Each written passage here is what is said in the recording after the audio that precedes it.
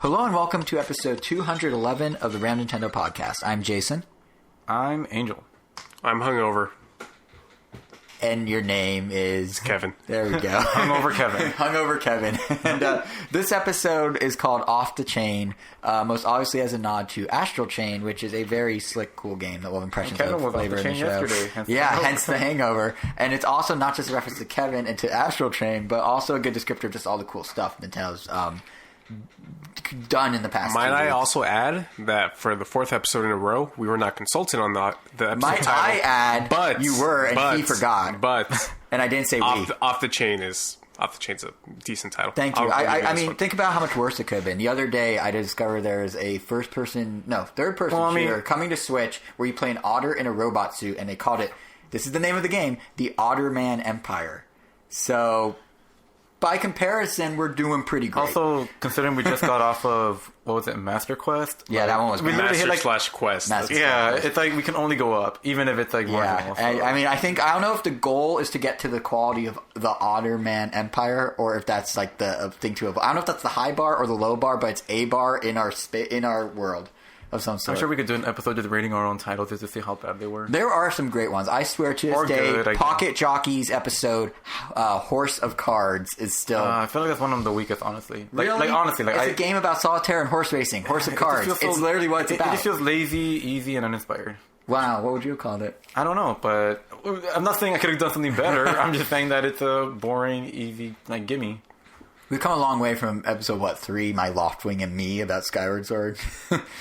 Wow. But anyway, back to Nintendo's Onslaught. There's been a lot going on since our last episode. There's the Direct. There's Banjo releasing for Smash Bros. There were 20 Super Nintendo games released. There are announcements of new games. There are announcements of new ports. It just keeps going and going. So we're going to weigh in on all that. Plus, Kevin's been playing Final Fantasy VIII Remastered, so we'll have impressions of that, or so I've been told. So by Angel, Kevin gave me a look.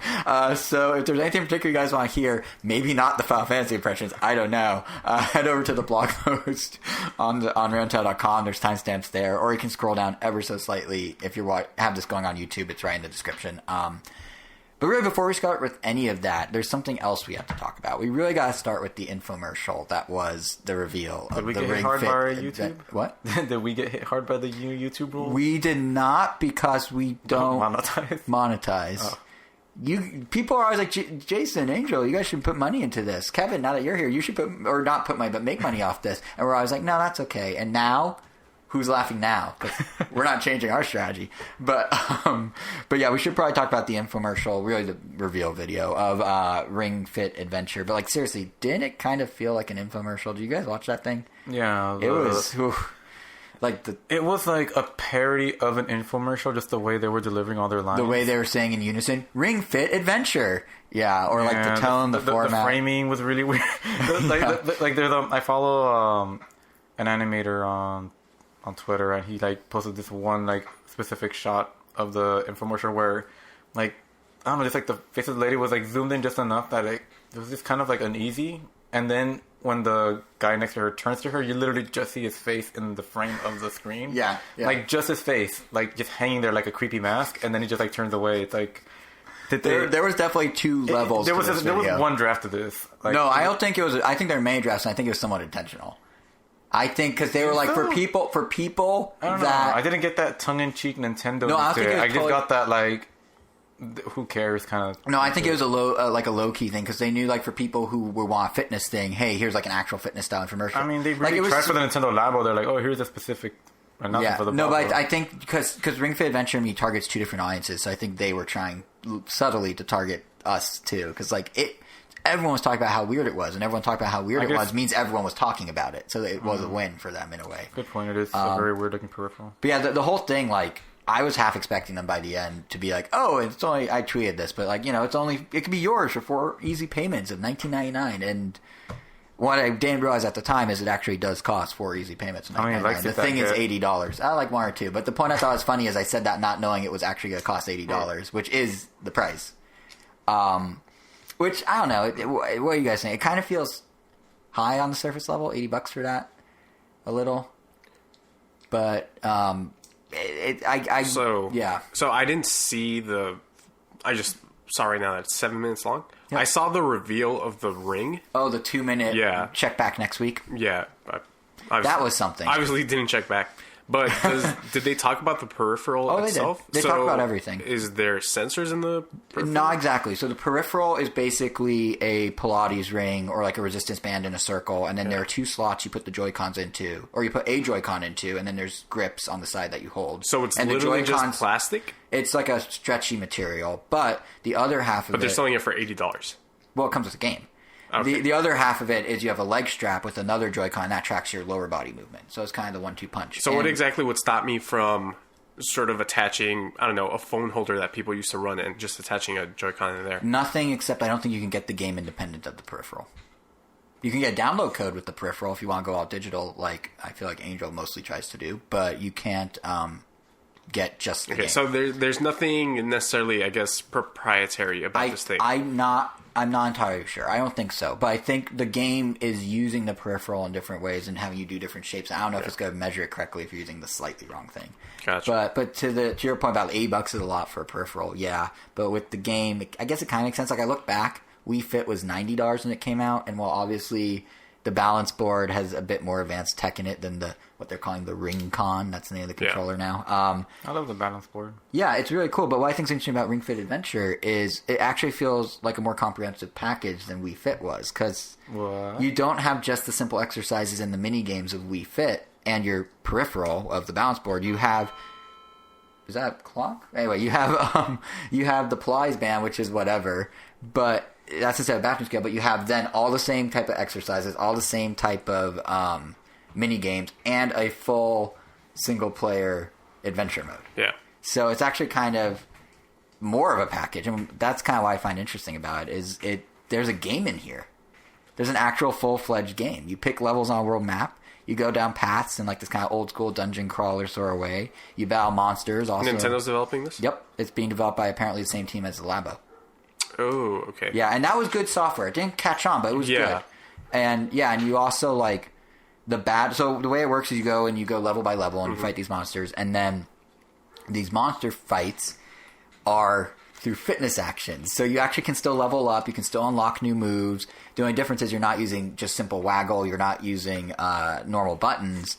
It's all fitness motions, and there are 40 of them in total called fit skills that you unlock as you go. And it's going to have you do things like... I'm trying to think of some examples. Like do a crunch, do a yoga pose, do this, do that, and you have to like actually pick the move you want to do against the opponent. And much like an RPG, some are better than others, and you have to kind of adapt. And then when you're in between battles, you're running around by actually moving your legs, like high kicking or jogging in place. And then it seems like it's relatively on rails, but you kind of steer with the ring a little. So it's kind of like a weird amalgamation. But it's basically a normal RPG just with fitness controls. Or as... If you thought the puns before are bad, one Nintendo's PR reps I follow on Twitter is like, it's not a role-playing game, it's a swole-playing game. And I was like, that is quality. So, is it quality? But I mean, do you know how low my bar is? Listen, if you do anything that quality trash. Hey, don't insult this poor Nintendo PR rep who like said this. Fine, he tried. But like, what were you gonna say, Gunnar? No, he tried, but we don't get awards for trying. I got participation awards when I was a kid. Though it is very and look how I turned out. admirable and encourageable to try, otherwise you'll never get better. Exactly, so. Yeah, so he's workshopping it just in a public space, like I do on Twitter. None of my stuff lands, but I try. But seriously, it's like a real full game is my point. And I was actually reading a preview of it from The Verge the other day, and what's cool is it is a real full game. If you do an hour a day of this, which is a pretty lengthy exercise routine, 3 to 4 months to beat the game. It has 20 worlds. So that's a good amount of content in there. So I mean, what did you think of? I know you didn't see the video cam, but Angel, you saw it. What was your takeaway? Not the presentation, but the game itself, the actual thing. I'm pretty looking forward to trying it. I want it. Nothing really that deep except like, the character looks like Tracer's on fire, but people already want her in Smash. I saw it already. Not surprising, I guess. Yeah. Just give Wii Fit Trainer a skin and you're good. Yeah, essentially. The Ubbi already has a hoop. But that's true. Just reskin it. Yeah, but I mean, it looks like a fun little distraction. Yeah, I mean, I think I am a really big fan of Wii Fit. Like, it was really fun. Just and this like, is kind of the next step. Yeah, the balance board. Like, I kind of wish next step. Thank you. Sorry, continue. I lost my appetite. Yeah, I don't know. I would like for them to bring back the balance board, but the Wii... Oh, wow, the Wii Ring. The Ring-Con. The Ring-Con and the strap seem like fun replacements. I think what's interesting about it to me, and what seems really fun to me, it just seems kind of fun, but actually, I might have already pre-ordered it, but what I think is, by which I mean I did. When does it come out? I think I might October 17th or 18th or something like that. I'm waiting like for Black Friday for a lot of things. Yeah, I'm not, because I'm a fool. This feels like something that is definitely going to get discounted. And not because it's not selling well, just because it's something new and different that they're going to want to like hype up in a Black Friday deal. I think it'll sell pretty well. But I think what's kind of interesting about it is this is I think this is the first fitness-oriented product Nintendo's put out that I'm actually interested in. Because, like, I think we as a group, I in particular, but we as a group, like, are very much part of that, and the audience that Nintendo really wants to go after with this. Because it wasn't just, like Wii Fit was very much... they just want to take fitness apps and somehow gamify them. Like, there's Wii Fit, obviously, and then there's Walking Trainer, remember that, where it's like, oh, just take walks with your 3DS and we'll sort of track it and give you rewards and stuff. But what they're doing here is they're kind of flipping the script with, the Ring Kong and Ring Fit adventure and all that, and they're actually... They're fitnessifying a game. Yeah, they're fitnessifying a game instead of gamifying a fitness app. And that makes sense if you think about it, because Nintendo was saying back in January that they kind of ditched their Blue Ocean strategy. They were saying, you may recall in their financial report we talked about here on the show, that the gaming population has kind of reached a critical mass. In their mind, there is no Blue Ocean because everyone plays games on some level. Switch, as a gamer-first device, has captured a lot of that gaming audience. So then what do you do as kind of the next evolution of Wii Fit? How do you capture that magic again, but with an audience that's all about games now, even at a more casual level? Well, if you're Nintendo and you now have this massive audience, flip the concept. Just do a game that does fitness instead of a fitness thing that's kind of gamey. And it's sort of like, I don't know if you remember in the DS and Wii days, Nintendo used to sort of handhold people with getting them more into games. Like, there's the Touch Generation line on DS, which started with Brain Age and Walking Training and Big Brain Academy, and then they started trickling in other more game-like experiences, like Magnetica, which was a puzzle game, and then they sort of drifted people into, like, New Super Mario Brothers, and they kept kind of inching people further down that road. It's sort of like what they did on the Wii as well with some of their games, where they're like, all right, you're the really casual audience, you play Wii Sports. Now, what if Wii Sports is a lot more elaborate? Welcome to Wii Sports Resort. Or you play Wii Fit. What if we did Wii Fit Plus? There's a little more gamey, meaty stuff in there. So now, 10 years later, they're kind of just doing that exact same idea, just they're one step further down the road at the starting point. Because so many people have played games on iPhones and tablets and Wiis that they're like, oh, we can just pick up in the middle step instead of the first step. So it's kind of an interesting strategy. Will it work is the real question, though. And they baked in basically everything that's proven successful for them in the past with, attracting a broad audience. I mean, we have the RPG side for the gamers, the traditional fitness activities and the tracking for the perhaps more casual crowd that liked Wii Fit but maybe don't get really into games. I mean, this seems like something that will easily sell more than Mario Kart 8. I mean, I wouldn't go that far, but, Wii Fit sold more than Smash Bros. Significant. Wii Fit sold more than Grand Theft Auto. So yeah, I know you're being somewhat facetious. I think this will definitely sell more than Labo. Yeah, well, that doesn't sadly take much. But yeah, and the funny thing is, like, they even, I was saying the different things they've done. They even already catered to the party crowd of the Switch with, like, oh, look at all these wacky mini games. The video you saw, kind of the coming next week video, was all like, look how this is a social experience you can do with your friends when you're all together, which is another marketing strategy they've had proven to work. So it's an interesting little blurring of the three. And I think, I want to believe it's going to do well because it's certainly better than Labo, maybe better than Mario Kart, probably not better than Mario Kart because, everything just feels so thought out here. Like, the fact that the core adventure mode riffs on the fitness world in kind of a quirky Nintendo way. Like, they have confidence in the product. Like, I don't know if you guys noticed, well, again, I guess you didn't see it, Trevor, but Angel, I don't know if you noticed that the big bad guy is this, swole-looking dragon dude. So apparently he's supposed to represent all the, negative aspects of gym culture. So he's ultra competitive and he's wearing a weird leotard. So he does CrossFit. So he does CrossFit. No offense, CrossFitters out there. But yeah, so the fact that Nintendo's oh, we have this product and we're confident enough in the concept that we're going to actually kind of make fun of stuff in the fitness world. And I hope every other line is him reminding you that he does CrossFit. Did they say that? No, I said I hope. Oh, yeah, that'd be great, actually, yeah. Or even they have some clever ideas that we didn't even mention. When I was describing the Ring Con, I forgot to mention, it tracks your heart rate. and it does it using the IR sensor on the Joy-Con that's in the Ring-Con. So you just put your thumb on it, and it'll actually track your heart rate. Huh. Or, like, even really, really little things, like the grips come off and can be washed. Like, that's thoughtful. Like, if, you know, they have time to think it through. Or, like, they have a silent mode, so if you want to play and people are sleeping, they'll sort of lower the amount of physical, quick activity you have to do so you can play more quietly. So they really, like, thought this thing through. And I feel like I made the same point with the Switch back when it came out. It's like, when you think it through this much, it means you're pretty confident you nailed it. So now the question is, will the market respond well to it? And I kind of hope it does. I feel like the Ring-Con could be cool as an alternate controller or accessory for other Switch stuff. That's what I was looking at this. I was thinking, like, how far are they going to support it? Like, it's a good question because, like, the Labo stuff got more support than it did, and it didn't.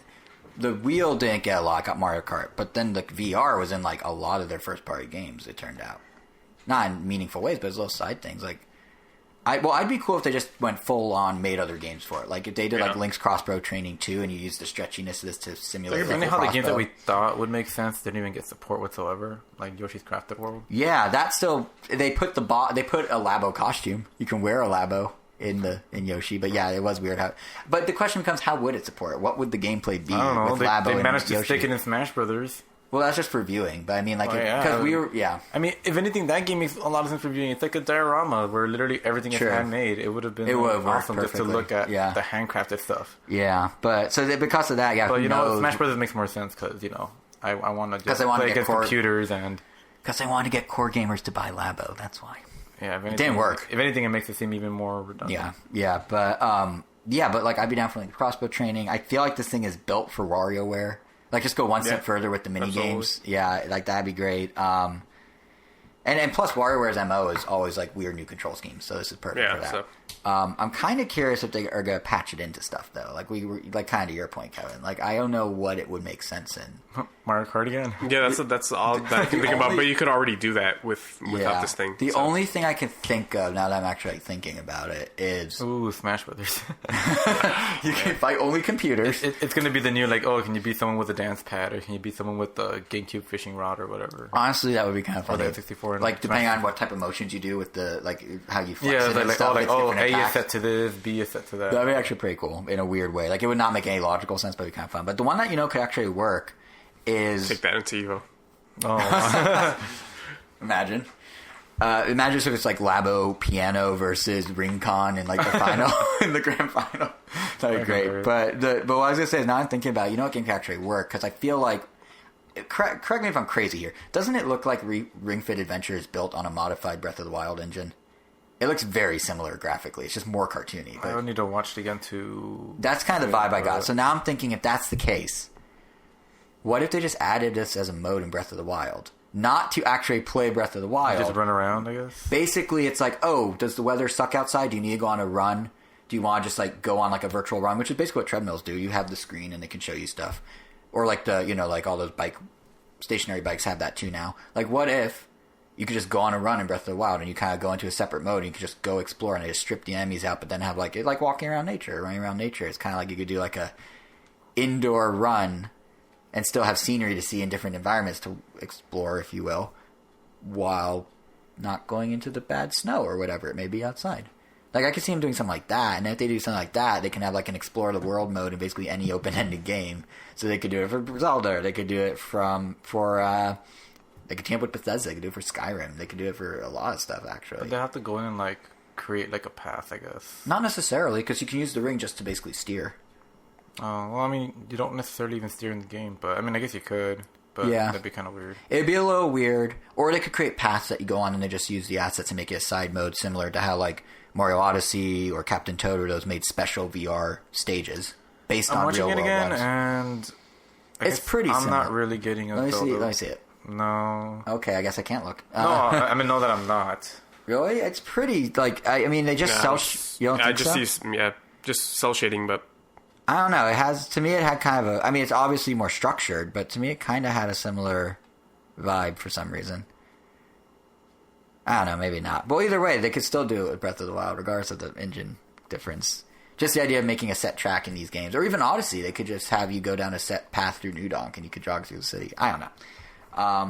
it could be a cool idea. Who knows if they're gonna do it? They'll probably do something even weirder and be like, "Oh, it's Yoshi's Crafted World, where we didn't give you Labo, but you can throw eggs if you flex or something." Who knows?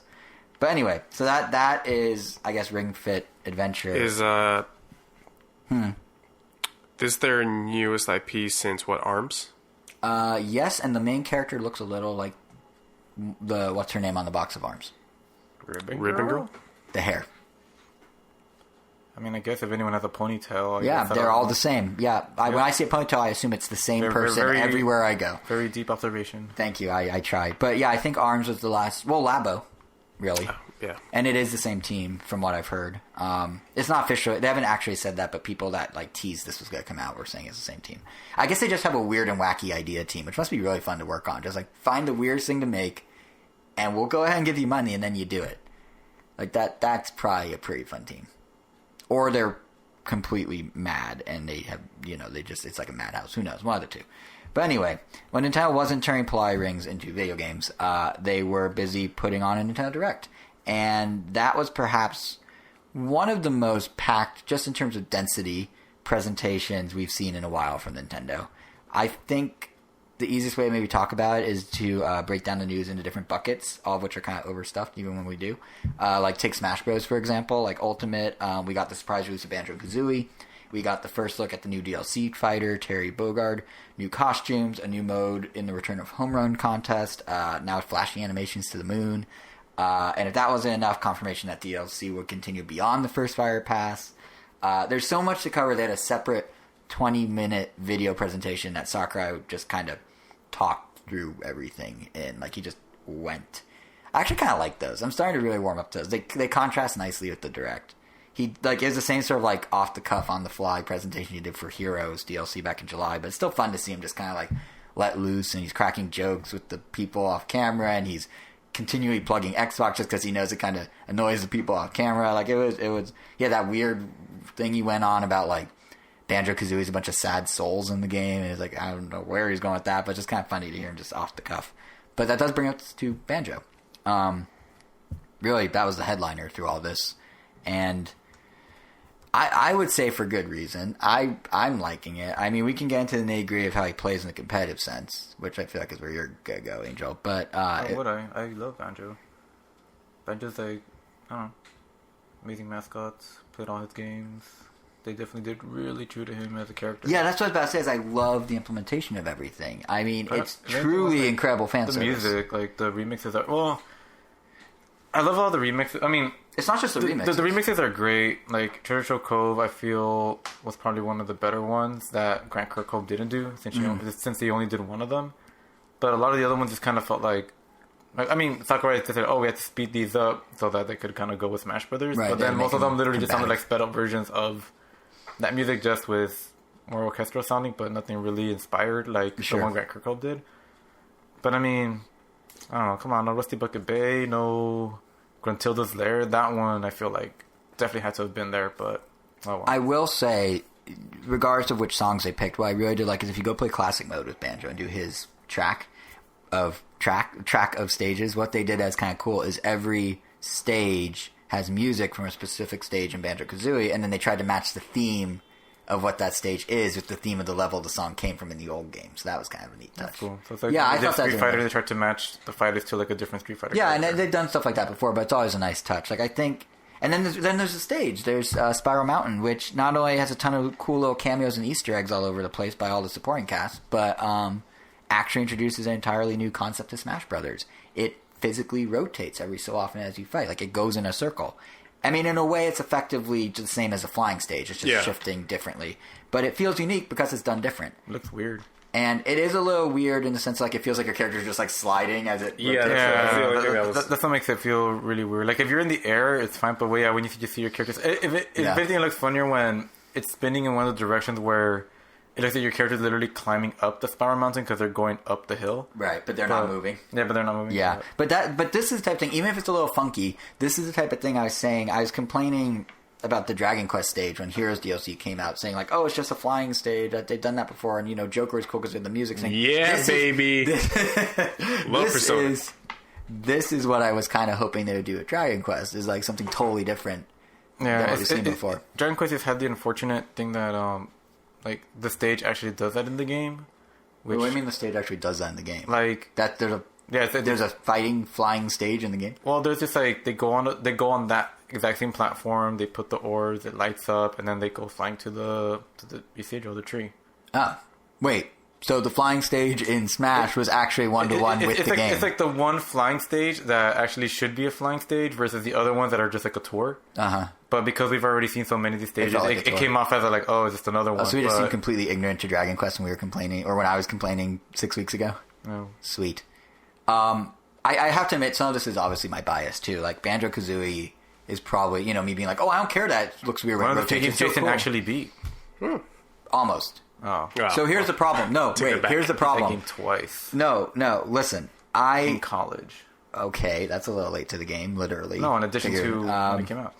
So the thing is, Banjo to me has always been like one of my all-time favorite Nintendo 64 games. My first Nintendo Power I ever bought was because Banjo was on the cover. I have a Banjo-Kazooie plush somewhere. Like, I was obsessed with it at the time. And I did get very close to beating it. And then I was trying to I didn't play it for like a month, went back, was going to go beat it, opened the game, went to the file, and then it's like, are you sure? And I'm like, yeah, I want to beat my boss. That's what I'm doing. And I press it.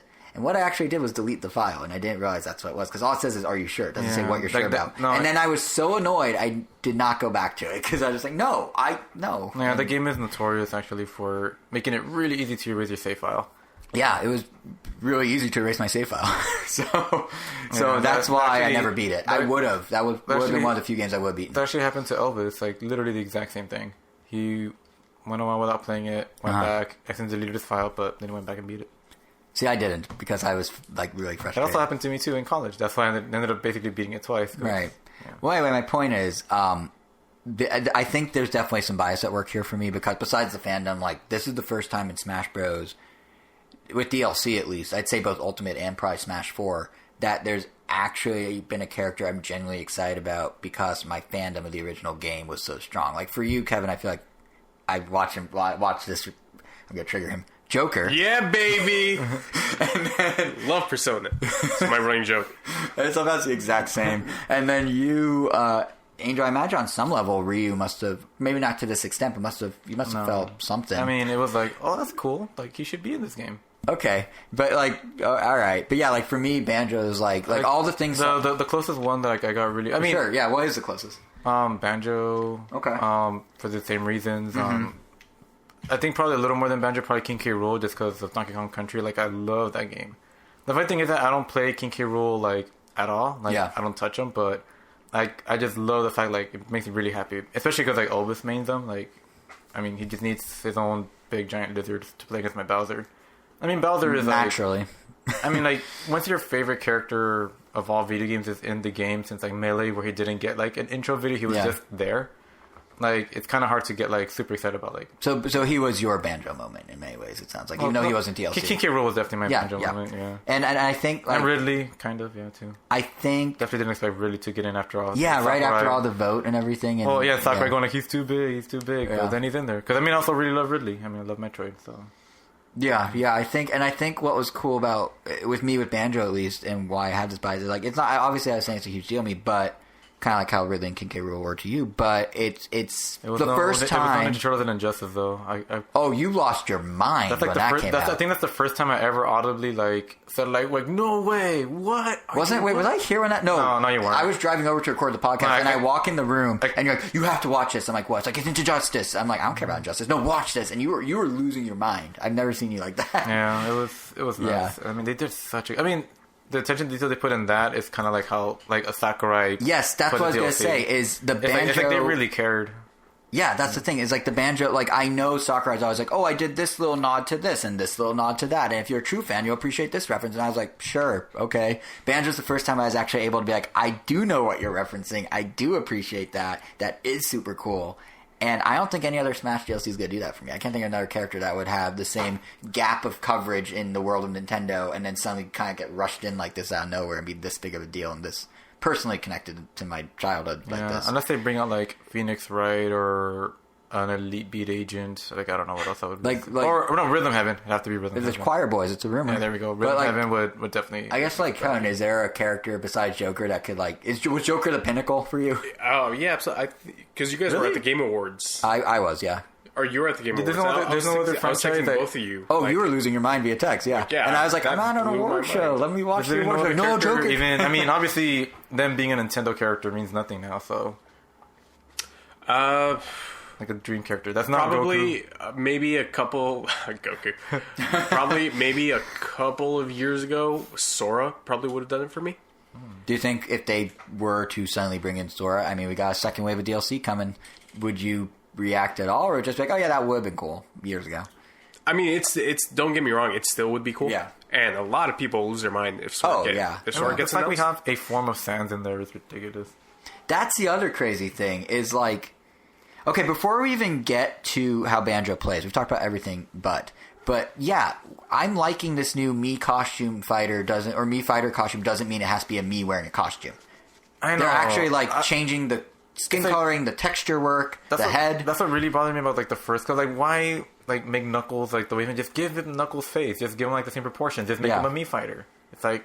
Yeah, like literally what they did with Sans, like they finally got around to doing it right. Yeah, and what's crazy is I hated these heads like, oh, you're me dressing up. Like I don't want my Mii to dress up. I wanted to make Lloyd because you're not going to put Lloyd in Smash Brothers. Right. I wish they brought back that costume.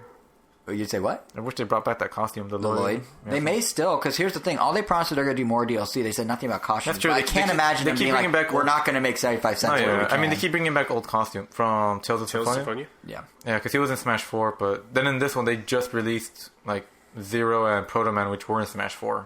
But And like, he wasn't in Smash, but I do dig that Pokemon trainers Gomon. are cool. Team Rocket's Team Rocket, cool, yeah. and I do dig the Gomon they did because I did like Mystic Ninja on N64 back in the day. But what I was going to say, the thing about Sans that's interesting, I think, is going to convince Nintendo. If they weren't planning to do more costumes, they're now going they added to song, which is pretty neat. the. Yeah, did I say Sans instead of Sans? Anyway, the buzz around that when that happened. I swear, he was getting more attention than Banjo. Well, yeah, Undertale has a huge... Yeah, exactly. People were like, Yeah. oh, he added him as a character. Like, no, he's still not a new character. No, like He's a I went costume. online and played tournament mode when Banjo came out, and I saw fewer of Banjo than I did of him by like twofold. Like it was insane, and like it's really cool for the creator because he made a game that's kind of a nod to He went to Sakurai's house. and he made a game that's like an homage to Earthbound, and he's really all about Earthbound, and then he gets to get his character in the only game Nintendo recognizes as a thing that they care almost about feels like with the Shovel Knight Earthbound got characters. snubbed. That what? It almost feels not like Shovel Knight got snubbed. A little. Yeah. Shovel Knight should have a costume if Sans could get Shantae, him. I see Shantae. I don't know if Shantae would come DLC, but Shantae could very well become a costume. I don't know any that would really fit her well because there is no like mage fighter. That's true. Yeah, but yeah, it's interesting. And you know what? She has to have her Also, dances with her tongue. like all those rumors. That's true, and all those rumors about like, oh, Steve from Minecraft could be in it. Like now that we know he's not. But now that we know, they're doing more DLC besides the season pass, we're going on to potentially endless DLC. yeah. I don't think Steve's gonna make the cut for DLC as a fighter. He could totally be a Mii costume. Yeah. It would make perfect sense. It would be a nice nod to Microsoft. They already put Banjo in there, so clearly the copyright issues aren't there. And Minecraft is having a resurgence right now. People are getting tired of Fortnite streaming, so they're streaming Minecraft again. It's safe for those YouTube guidelines you so mentioned many earlier. books. I work at an elementary school. Well, sometimes I'm a sub. Yeah. And a kid was reading a book, and it had like a very nice looking artsy cover, but it was Minecraft. And then it said like by the author of World War Z comes, whatever this book is called. Yeah, I took a picture of it because it was like No one can see this, but Kevin did a literal double take. Yeah, what? But yeah, no, Minecraft is really having a moment. I mean, just to give you an idea, number 2 game on the sales chart in August was Minecraft. It hasn't been charting that high in a long time. What's the book called? The Island? Minecraft, The Island. Weird. That looks like an awesome cover, though. Wait, let me see that. Yeah, it's like by Whoa! It's like World some War sort Z. of it's like some sort. This is a cool cover. It's a pretty beefy I book don't too. know. I don't know how to. There's no pictures. Yeah, I don't know how to describe this out loud. It's a cool just cover, It's just a giant armored wearing Minecraft dude. but it's all like kind of neon and But 80s. he's like a silhouette, like the artist inside of him. It's like Yeah. a landscape. the art comes from within. Yeah. But anyway, so yeah, I think like costumes are going to be a big thing in the future that we're not really anticipating in terms of DLC. But in the meantime, we have fighters. we have Banjo. We haven't actually talked about Banjo himself. What do you think of him, Angel? Yeah, I mean, like we said, like his moves are all true to him. Like I don't know, just like Mega Man and all the other DLC they've been in, it's always awesome playing as them because it kind of feels like extensions of the game or Sonic. Yeah, you know what's crazy to me is he feels exactly how you would envision he would feel, and he plays exactly how you would envision he would play. Yeah. I mean, when he runs, what's he gonna do? Oh, obviously they'll do the little Kazooie kick-up thing, and there it was. Oh, his jumps go look like this and feel like this, and it does. Oh, what if he could shoot eggs repeatedly? Yup, Kazooie could become the little bazooka from the from the first-person mini-game thing in Banjo-Tooie. Like, everything's there. Yeah, I mean, I have like a few nitpicks. Like, I wish his back air was his forward air because that's kind of how it's mainly used. Like, never like that in the game. Yeah. But yeah, I mean, like at least like from a like competitive standpoint, yeah, he's like an annoying character to fight against. See, I like, knew you had negative things about the competitive side. Well, I mean, he's a good character, but I mean, and you could like with Bowser, like it's fine. Like I could deal with him, but any other character that is not Bowser. Because he pretty much just runs good banjos that know how to play them. Like, easy banjos will just kill themselves. Like, you don't even have to do anything. So basically when you play me. But, like, good banjos, like, he has his down B throws out a grenade. And he could throw that grenade out in the air and instantly catch it. Or just let it drop and zone you out. And that grenade is so annoying. Like, it just pretty much, it's like a Gordo that just takes up all the space that pretty much says you can't go here. And while he's doing that, he'll also shoot eggs at you. So even though Sakura was like, you can only throw the grenade behind you. I don't know, I guess he forgot that people can do an instant turnaround reversed grenade, so it's almost like turning around is not an issue. It's almost an advantage sometimes. Yeah. And do you think they'll nerf that? They pretty much just like, he's just a really hard character to get in, because even when you finally break through his barricade of eggs, he just side Bs you, which is an invincible move that just comes at you and can kill you really early. Right. And bad banjos, you'll know when it's coming, but good banjos, yeah, it's kind of a nightmare. So for me, I'm probably a bad banjo, but I'm surprised that obviously I'm a more casual Smash player, but I'm surprised that he clicked with me as much as he did. Like, there's some characters I try and I'm like, oh, that's cool, but like not for me. But you're finally gonna not use maybe, because here's the beauty. So I use Toon Link, right? Because I love spamming Toon Link's down A. Guess what Banjo has? A down A. That's very similar. It's just Kazooie's beak instead of sword. But your up B is also kind of your saving grace sometimes. I know. I do this amazing combo that no one says is possible, but I do it. It's an wait, what is it? Just up B? No, there's something else I do first. With what? I don't remember. It's a 2-part thing. I don't know. But I think I do a down A, launch them in the air, then do an up B and meet them up in the air, and then send them off the stage. That's what it is. Yeah. Or I mean a down A to an up B. Yeah, because normally that's impossible to connect, so you're like, well, there's no reason for me to like. But then Jason over here is like, I can do it, and then why did I talk myself? I think you'd have to be a madman. You have to be an idiot to do it, and I am, so I do, and it works, and no one expects it. And I've killed people with that, like literally won matches with that occasionally on rare occasions. But yeah, I really like Banjo. I would say off my fandom alone, I give him like a 12 out of 10. But yeah, he's really fun. Although, what do you think of Terry? What do you think he's gonna be like? He kind of looks like Ken in a different outfit. Yeah, a little. But I mean, also like I didn't really grow up playing King of Fighters, so me neither. I mean, there's a following. It's cool that they're bringing in more fighting game people. The trailer I thought was really awesome. Yeah, it's like the Neo Geo. Like, it's like a trailer. It's like a whole like pay their respects to. They really care about these characters. Yeah. And I do like conceptually his inclusion is really cool because like Sega and Nintendo in the 90s were the big rivalry. Banjo. I'm sorry, who'd you say? Terry. No, but who? From SNK. I was starting to say he was. I wanted to let him finish his thought, but I'll jump in real quick. I was going to say Sega and Nintendo were a big rivalry in the 90s, right? But of the fighting games, there's also scoot over. You got the Neo Geo world, and you got Street Fighter, Mortal Kombat, Tekken. Tekken was late 90s. I'm thinking 16-bit. You got Street Fighter, Mortal Kombat, and Fatal Fury. Yeah, exactly, and Fatal Fury. So now 2 after you're represented, all you need is like Scorpion or something, and we got the other 16-bit war that wasn't. Scorpion would be the most kid-friendly one because he just freezes. Exactly. Yeah. SNK hasn't released a King of Fighters game in forever, so I wonder if this also means something for that. Oh yeah, it's not Fatal Fury. It's King of Fighters. I was thinking. Or no, Fatal Fury was. He was originally. He was originally Fatal Fury. Yeah. Fatal Fury. Well, they are. King of Fighters. Didn't they have one like in? Well, I guess it's still a long time ago. It's they're like 7 years ago, maybe less. They keep, I don't remember, but they do keep dancing around the idea. Like, they did SNK Heroines, the fighting game on Switch, like, a year ago. Terry was in that. Was he? Yeah, that's DLC, but they made him a woman. Oh, yeah, that's right. Yeah. But, like, they keep dancing around, and now, like, just last week, right after Terry was revealed, they announced their own, like, mini console. You can get a Neo Geo arcade controller, and you can actually plug it into your TV and play on the TV. I mean, or you could do some other thing where you play it some other way. Terry has been on the Switch since the beginning with all the hamster ports, so... Yeah, all the arcade archives and stuff, yeah. So it seems like it's a good fit. It's a good fit. And really, like, it's just crazy to think that we're now getting unlimited DLC. Which, like, ultimately, no pun intended, but ultimately, it's Sakurai just dedicating way too much of his time to this thing. I mean, like, if there's ever a game to end on, it'd be this one. Yeah, and like he was saying in his Famitsu column that came out the other day that Nintendo gets to pick the characters. He gets to veto them if they don't work. But the reason he's putting all... Or actually, no, it wasn't Famitsu. He said that Famitsu, but then at the TGS, at Tokyo Game Show's award show a couple nights ago, he said that he's putting... Like, this was the final mission from Iwata. This was the final request from Iwata, is make Smash for Switch. Which wasn't called Switch at the time, probably, but makes Smash a new system. So he's willing to do this insane dev cycle and make endless DLC because he wants to, like, you know, do right by Iwata because they're good friends, which is really kind of touching and really nice.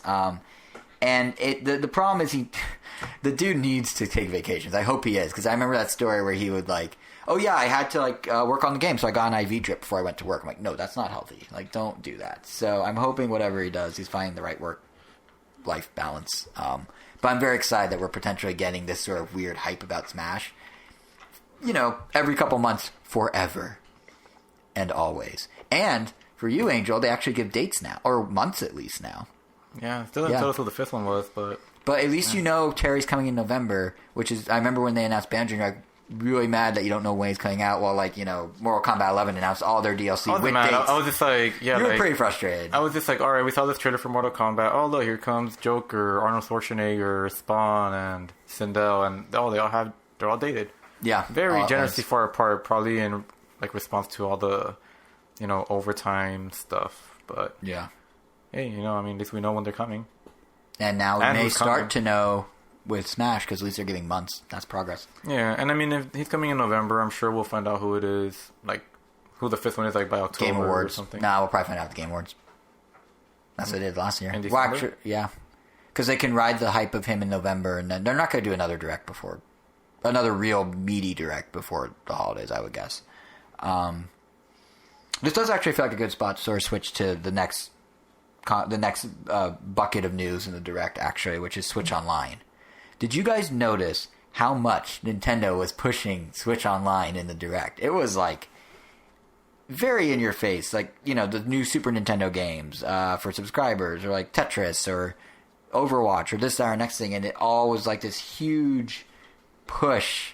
Switch Online, Switch Online, Switch Online. If you're not here, you're missing out. Switch Online, Switch Online. You want this, you want that, you need Switch Online. I was kind of like, whoa, okay, they're really aggressive with it. And I mean, right out of the gate, like I was saying, Overwatch. Switch version of Overwatch, confirmed now. It's being dubbed the Legendary Edition, along with including all the game's content thus far, and bonus skins. It's notably coming with a 3-month free trial of Switch Online in the box. Granted, the box is just a download code if you go physical, but it is either way. Whether you get the box and then you download it, or just go to the eShop and you download it, you are getting 3 months of Switch Online with that, which is kind of cool. Yeah, that's cool. And I think it's a big play on Blizzard and Nintendo's part too, because Overwatch is like 40 million players or some crazy high number like that, and that's a huge audience you could interest in the concept of, hey, you like Overwatch, do you want to play it on the go? Now you can. Do you want to use gyro aiming? Are you a fan of that? Now you have it, only on Switch. So they could get people that wouldn't have bought a Switch onto Switch and then hook them into online. I wonder if they're going to use that API, that voice chat API. I think they are. So that's the other thing that I'm kind of like, this is suspicious, is like there's a lot. Overwatch seems like it's kind of like not doing exactly right on Switch. Like, I'm pretty sure it's 60 frames on other systems, right? I believe it is. It's only 30 on Switch. Okay. It's not running. It's 900p when docked, not an actual 1080, which, you know, that's okay. It's still HD. But like there's stuff like that, and you're kind of like, oh, like there's weird. You're getting drawbacks with Overwatch, but then they do stuff like, yeah, there's this new game invite system that Nintendo rolled out with version 9.0 of the firmware for Switch. No one knows what it's for. No game supports it. And then suddenly this digital download-only version of Overwatch that comes with free Switch Online, that is a team-based game where you need to be able to find people to play with, happens to be out 5 weeks after that update. That's pretty coincidental. So yeah, I think I think that's what it's for. And I think like stuff like that and stuff like gyro and the fact that you can do voice chat through the game directly, you don't need to use the Switch Online app, are all these plays to kind of make up for some of the shortcomings of the resolution, the frame rate, that sort of thing. So it's going to be an interesting... How old is Overwatch? 4 years? Really? Isn't it? What? Has it been that long? 2016, I think. 3 years. Sorry, 2016. my bad. 3 years? Yeah. That's 3.5, wow. depending on when it came out. Wow. But yeah, it's interesting. I'm really curious to see like how it shakes out in terms of what sort of appeal it has, because it is sort of like you're picking...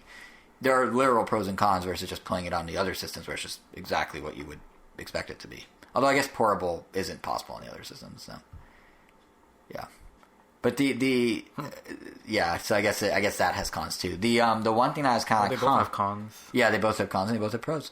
The one thing I meant Joy-Cons. But... I wonder if this means this adds like any possibility to Tracer being in Smash. I don't know. I mean, we talked about that rumor a bit last episode, and at the time, I think... At the time, Overwatch was still a rumor for the... Yeah, but at the time, my thinking was, and I think it still is, just because this big game's kind of switch doesn't mean the character's going to come with it. I mean, I think Terry being the 4th DLC and not Doom Guy is rumored, not Steve from Minecraft is rumored, not any of that is rumored, kind of points to the idea that it doesn't necessarily have to be something marketing related. However, on the other side of that exact same coin is Sakurai, as I was just saying that Nintendo picks the characters for him, and while he's happy to do it, he's not getting to actually choose them up front. So, which might be how he snuck in the Undertale costume, actually, because I think he gets to choose those. Like, the guy was at his house. So, but yeah, I don't know. It's a good question. It's more likely than it was, but will it happen? I don't know. But I do think it's kind of funny that, so, we learn all about these drawbacks of Overwatch, and then in the same direct as Overwatch, Hi-Res Studios has a new IP called Rogue Company, and they're like, hey, it's a 5-on-5 shooter, and it runs at 60 frames per second in 1080p. And it's like, oh, on Switch. And it's multi-platform, too. And I think it has crossplay, with Overwatch does not on Switch. So it's just kind of like, oh, so you could theoretically do all those things. But I'm not trying to fault the devs of Overwatch, or say Iron Galaxy, who did the great Diablo port, supposedly. I haven't played it. But I'm not trying to say, oh, they're not doing their job. I'm just saying, like, it is sort of possible, so it kind of casts Overwatch in a funny light, unintentionally. But... yeah. Yeah, I mean, we'll see how it does, I guess. Are you going to get it? You're an Overwatch guy. Are you going to get it? Maybe. I'm not too sure, because I have over 1,000 hours in the PC version already. Right. And since there's no crossplay or cross-save. There's no crossplay. There's no cross-save. Like, I'd definitely be closer to get it if there was cross-save. Mm-hmm. If I could just bring those 1,000 hours over. Right. And vice versa, but... there's no cross-save. There's no real incentive for me to get it. Yeah, and I feel like that's one of the bigger cons of the pros and cons that people have to weigh. Because if it's not like at parity, sure. But if you have something that's spec'd out better and you have all that time invested in it, it's a harder sell. Like someone like me, this makes sense to buy. I've never played Overwatch. Your rank? Perfect. That and it is a competitive shooter. Yeah. So 30 frames just doesn't cut it anymore for competitive shooters. Yeah, and that might be why we'll probably never see crossplay as a result, because you're playing against 60 frame people. You're playing against people who have normal controllers while you might be using gyro Joy-Cons or whatever. So it becomes a weird thing. But as a... Wait, you mean mouse and keyboard? Versus Joy-Cons? No, because it's on PlayStation and Xbox too. Yeah, mouse and keyboard as well. Sure. Oh.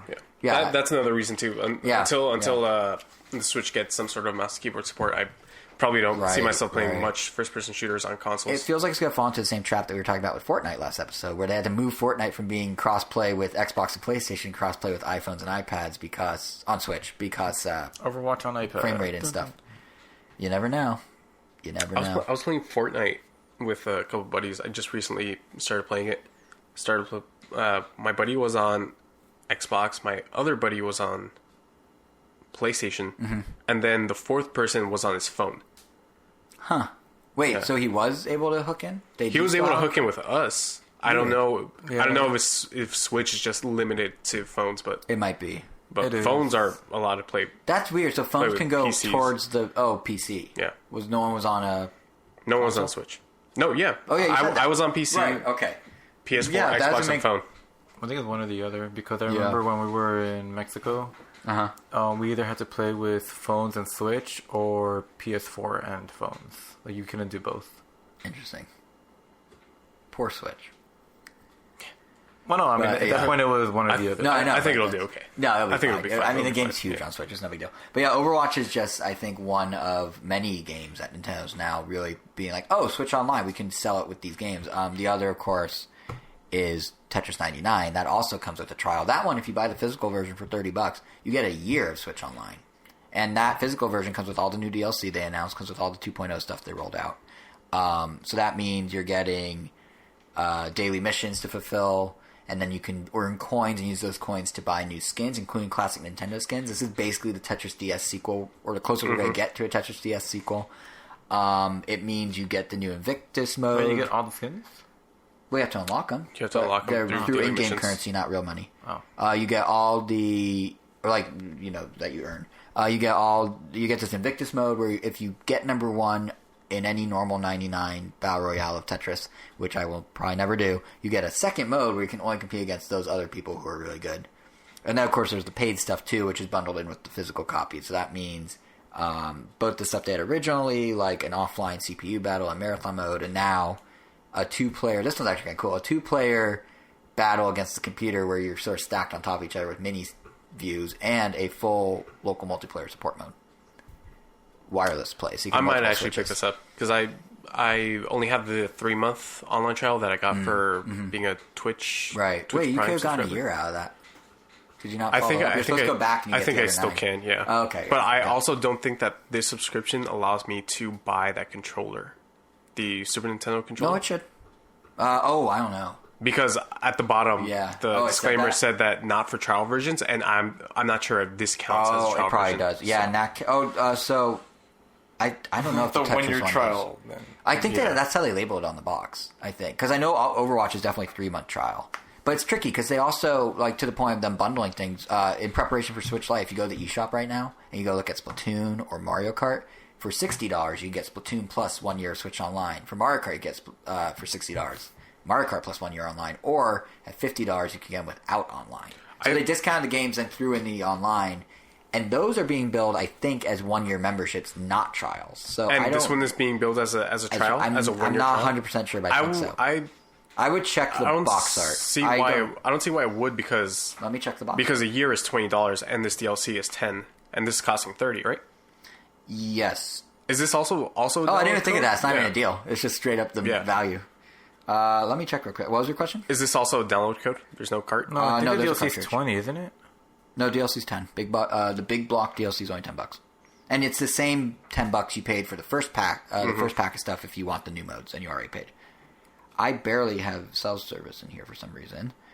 Let's see what it says. This is riveting podcasting. We're all just loading things on our phones. Well, I let's- mistyped box art as box R. Well, let's just make an assumption. Here we go. Include Switch Online 12-month individual membership. You were good. And I think that's also how they bill it in the eShop for those who may want to take advantage of that Splatoon and Mario Kart deal. Although if you're listening to this podcast and don't have those, I'm kind of surprised. Nothing against you if you don't. But yeah, it's just kind of interesting that they're doing all this. I'm kind of tempted to get the DLC, actually. I still haven't. I said I was going to after the first batch, and then I didn't. And now I'm kind of like, well, granted, I don't do much of the multiplayer stuff because we use Angel for that and his Switch, but we use you for your multiplayer. But I still want the marathon mode, kind of. I still want the other stuff. I like the skins, but those are free. So Don't get me wrong, though. There's something kind of lame about the fact that marathon mode, the classic Costs money. Tetris mode, costs. money. Yeah, well, I think it's just because they built the game backwards. That's what's interesting. Yeah. And it's like, and I think I went on a spiel about this a while ago on the podcast, might have been before you were on it, Kevin, but in a nutshell, it's basically like, I would be okay with Nintendo doing this more often. If they want to do a multiplayer Switch Online, like, early access thing, and then they slowly build out the rest of the game and then sell it as a full product, and then give the differences DLC to us, sure. Why not? That's more exclusive content for us. That's more reason to spend those $20 a year. It seems like an easy win. Yeah, and I guess at this point, this Tetris 99 would be worth $20. Yeah, it Because- has a lot of content now. Yeah, so Yeah. you'd essentially be paying $40. $20 Oh, for the yeah, year, but and you're then only paying $20 30, for but you're only the, paying 30. for the Yeah. DLC. I thought you meant you are paying for it, not you would hypothetically be paying for it. just- Yeah, I got you, yeah. Like, theoretically, you would be paying $40 for Yes, this yes, game and already. now we're paying only 30, and we got early access, and we've been playing it since February because of that. So, yeah, it works out. And I mean, the thing is, like, Hot dog. sure. No, but the thing is, like, DLC aside and all, I think the idea of giving people Tetris 99 early or giving the Super Nintendo games, or putting Super Kirby Clash, which yes is just an enhanced 3DS port, but it's free to start.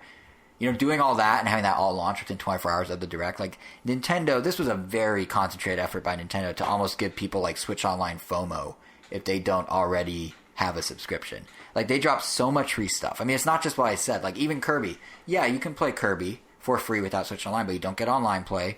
They're giving out... The game's free to start, so you get in-game gem apples, they call them, which are the currency.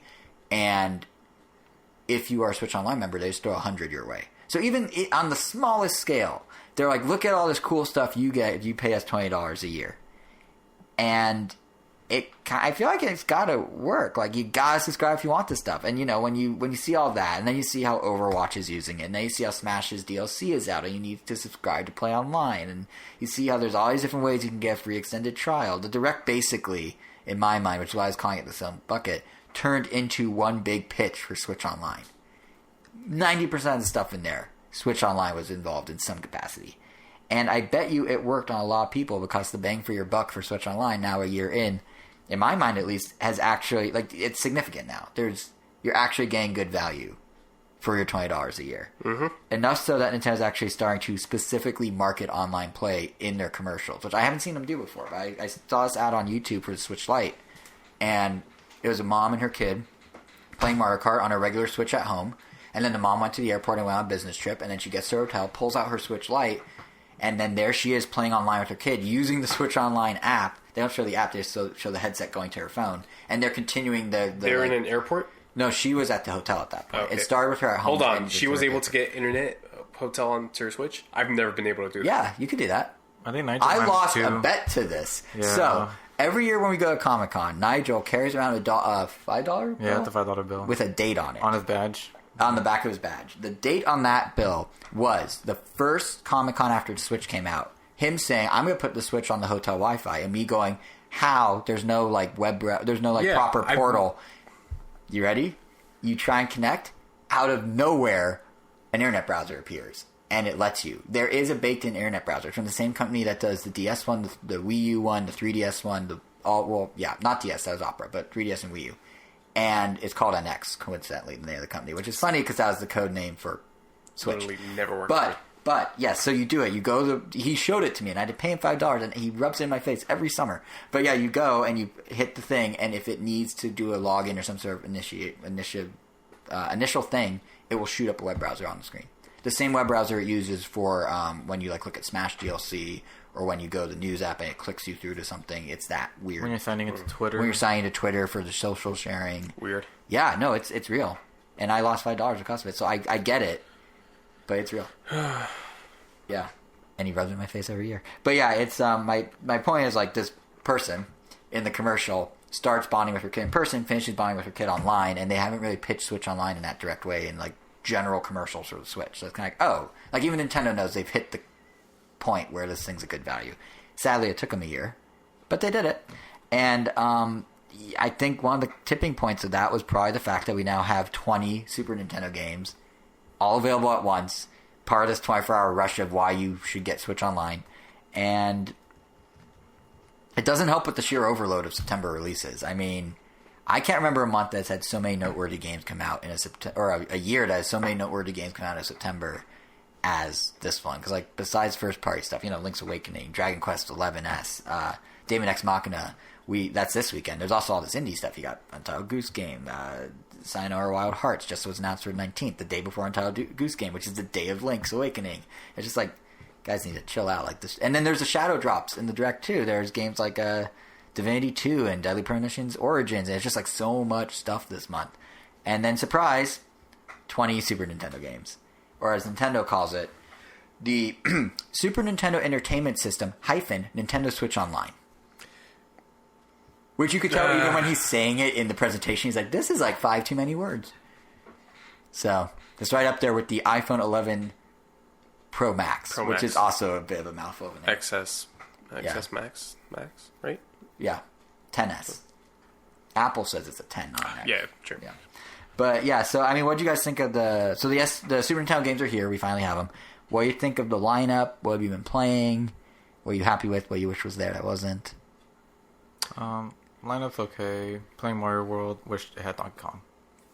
Same, yeah. Thank you. Wow, short and to the point. You also Same. feel like, I literally the exact. exactly. I've also been playing Super Mario World. I mean, obviously, I have to play it because I have that goal by the end of the month of beating it, or else I apparently just like I don't know what I do. We never really set a term, but I'm surprised Demon's Crown is there. Never played it. Only knew about it. So I mean, I like Firebrand because of Ghosts and Goblins. He was playable in Marvel vs. Capcom, so got me more interested in the character. Mm-hmm. Always heard interesting things about I already forgot what it's called. It has like fire in its name. It's some RPG that people Breath of Fire. Yeah, Breath of by Fire. Capcom. So I'll probably boot that up at some point just to see just what it's about, and that's pretty much it. Just kind of wish Donkey Kong's were there. Yeah, I think I think what I appreciate about it. I mean, granted, all I played so far. The Mario rewind World. button is very cool. But, Yeah, and they also like reverse brought that to the NES. I mean, that was already there, but they also brought like you can now hide finally the buttons along the bottom where it's saying like, oh, you can pause the menu or you can switch menus, which starts like and like actually shrinks the game screen as a result. You can now turn that off in both apps via a toggle, which is great.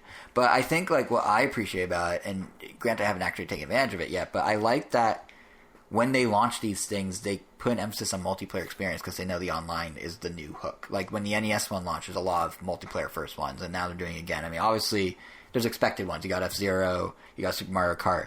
But there are some genuine surprises, at least to me, in there. Like games that never got re-released since the SNES days. I mean, Super Soccer, Super Tennis, most notably Stunt Racer FX. Like, there's... Stunt Racer FX is really interesting. That was the other game by Argonaut, the guys that made the first Star Fox. They made this, like... Which, by the way, is also in the Switch Online catalog, the first Star Fox. But they made this game where you're like these little cartoon buggies and you just race. It's kind of like F-Zero, but it's kind of like Mario Kart, but it's kind of its own thing. It's interesting. I haven't played it yet, but I've seen video over the years. And I was like, what? Like, how does this... And now I can, but I still haven't. Lease it. But, yeah, basically. Yeah. But what I like about these games, good or bad as some of them may be, like, I don't think Super Soccer or Super Tennis are, like, noteworthy. But what's cool about it is, like, they're presenting a piece of Nintendo history that we haven't seen. It's been long buried. Like, to your guys' point about Donkey Kong Country, you can play that already on so many things. It's on Game Boy Advance. It's on multiple virtual consoles. Oh, yeah, let me just pull that out because it's so convenient. Yeah. No, they're not. Your 3DS is still accessible. accessible.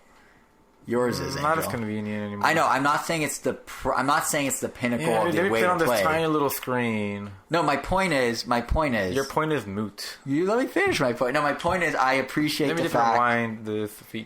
If only. I can't, if you can't because it's not yet on Switch Online. No, but my point is like I appreciate the fact that there are games that Nintendo has not had a chance to bring back that they are now bringing back. Ideally, they could do that simultaneously with giving us Donkey Kong. There's no reason they had to stop at 20. But I appreciate the fact that they're kind of like giving us a piece of gaming history. And let's be honest, Donkey Kong's coming. It's a matter of when, not if. Like, there's no way it's not. Well, it's happening. We're not getting those monthly drops anymore. That's the downside. Yeah. So we don't know when. And for all the praise I just gave Nintendo for thinking out of the box with games that you guys disagreed with, I will agree that the lack of a time frame. What? They're going to stop trickling down games that we don't care about? No, so they're going to do worse. They're not going to trickle down games we don't care about. They're just going to haphazardly whenever they feel like throw games out there. And for us as was it going fans, too fast for them? Yeah, I think so. No, I think they got tired of it. You guys gotta calm down. We're using too many NES games. I think they got tired. Hey, we're at 40 now. That is a lot, according to someone somewhere. But is there a way to like hide all the special versions? I don't think so, but you can actually sort them by about 6 new criteria, including playtime and title and release date and all this other stuff. So you could probably, or manually, so you can literally just bury them if you don't want them. So they're at the very bottom. But maybe there's a way to hide them. I'm not sure. But I do think from like a fan perspective, it kind of sucks that we don't have any sort of like. I get why they did it, the negative attention every time. It's like only 3 games and none of them are good. But it kind of sucks that we have no idea when games are coming out, and there's only 20 on SNES and there's like 40 on NES. So now you just have to wait. But from Nintendo's perspective, honestly, like.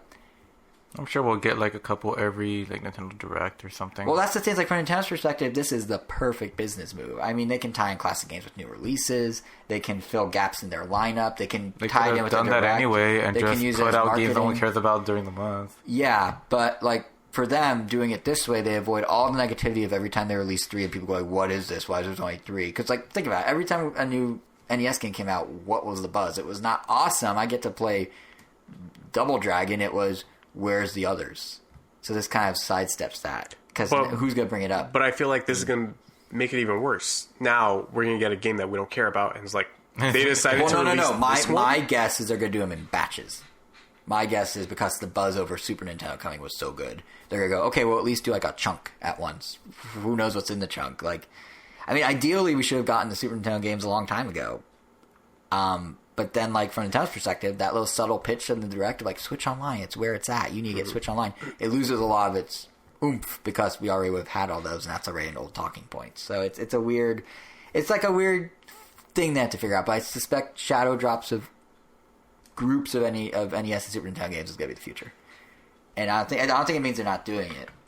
I think it just means it's going to be a while. Like, as a fan, I would rather they just stick to a monthly schedule. Exactly. Yeah. But I can't really fault them from beyond just my own fanboy needs. Like, it's really the same logic as why we're seeing so many enhanced ports spaced out, too. In fact, like, you could argue Super Nintendo games are just a small-scale version of exactly that, enhanced ports. They add online, they are something on Switch that you used to be able to play on TV, but now you can play on the go often. And, a game like, watch this, a game like Tokyo Mirage Sessions, no reaction. It's half Persona. No, it's Shin Megami Tensei. Oh, you're right. My bad. Persona is a spin-off of Shin Megami Tensei, I guess. Yes. But anyway, I was going to say a game like Tokyo Mirage Sessions, that's only being announced for Switch right now, and it's coming out in January as a calendar filler. Like, it's not like Nintendo suddenly out of nowhere remembered, oh yeah, we made that weird Pop Star Fire Emblem game. We should get it on Switch real quick. Like, they know what they made. They're just sitting on it till they have a gap. Funny when that game got revealed, everyone thought like, "Oh no, please don't bring back that one tweet." You know what I'm talking about? About the bone. Oh the bone that got removed. The female genitalia bone. The V bone. Yes. I don't want to know. We'll explain it to you after the podcast. But yeah, this does... I just said I don't want to know. But you gotta know anyway. No, so ignoring that comment, this does nicely sort of segue us into talking about ports. Because I feel like the third bucket of news from this direct, correct me if I'm wrong, guys, there was a lot of ports. Like, so many ports. And there's nothing necessarily about ports, but if you, like, stop and count the actual number of game announcements in the presentation, the vast majority was ports. Some bigger than others. Like, you can't say Xenoblade Chronicles Definitive Edition is on the same scale as, like the now confirmed Doom 64 or the quick and dirty port of Devil May Cry 2. And then you got stuff like the double pack of Assassin's Creed. You got Star Wars Jedi Knight 2 that came really out of nowhere. And, even more modern titles like Dauntless are coming over. That was a big thing on PlayStation for a little while. Deadly Premonition. Deadly Premonition? Yeah, the port of that and then the sequel, which that was huge for some people. What is the big deal with Deadly Premonition? Deadly Premonition, it's like a cult classic at this point. Do you know anything about it? I know it's a survival horror game. Yeah. I know it was made by... Swery. Yeah, in like 2010 or so, and it was on Xbox and PC, I think it was on... consoles. Okay, but what is... And I know it's like a detective sort of investigation thing, but what's the hook? I thought it was a movie. It's very, very inspired by Twin Peaks. Mm-hmm. It's got this very... The coffee shop in Deadly Premonition is pretty much the same coffee shop from Twin Peaks. So how's it actually play? Like, is it like a... Badly. It's a... Really? Yeah. So it's like a cult classic sort of deal. Yeah, it's a cult classic. But this new one looks... And it was obviously done on a budget. Oh yeah, and like crazy. But the sequel, I don't know if Nintendo's backing it, but it looks nice. So they sort of are. The art style. It's a timed exclusive for Switch, so they're chipping in a little, but it'll eventually come elsewhere. Supposedly, originally it said Switch exclusive. Then the video that said that was pulled down, and a new one went up that said timed exclusive, or an interview came out or something. But yeah, I like people. You're right. People were losing their minds over that. Like, it was one of the most popular topics from the direct. I was like, I've never been like, this is my hobby so much, but simultaneously had no idea what was going on. Like, it was very confusing. But yeah, it is cool that it's happening. Yeah, then Deadly Premonitions Origins, which I think is a bad title. Just call it Deadly Premonitions. I think it implies it's a different game. Yeah.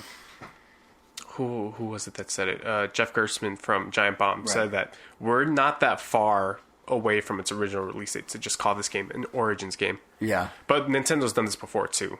When they did, what was it? Earthbound Origin? No. Yeah, they renamed Earthbound... One of the Earthbound... They renamed... No, what was Earthbound Mother, Zero? Yeah. What was Mother?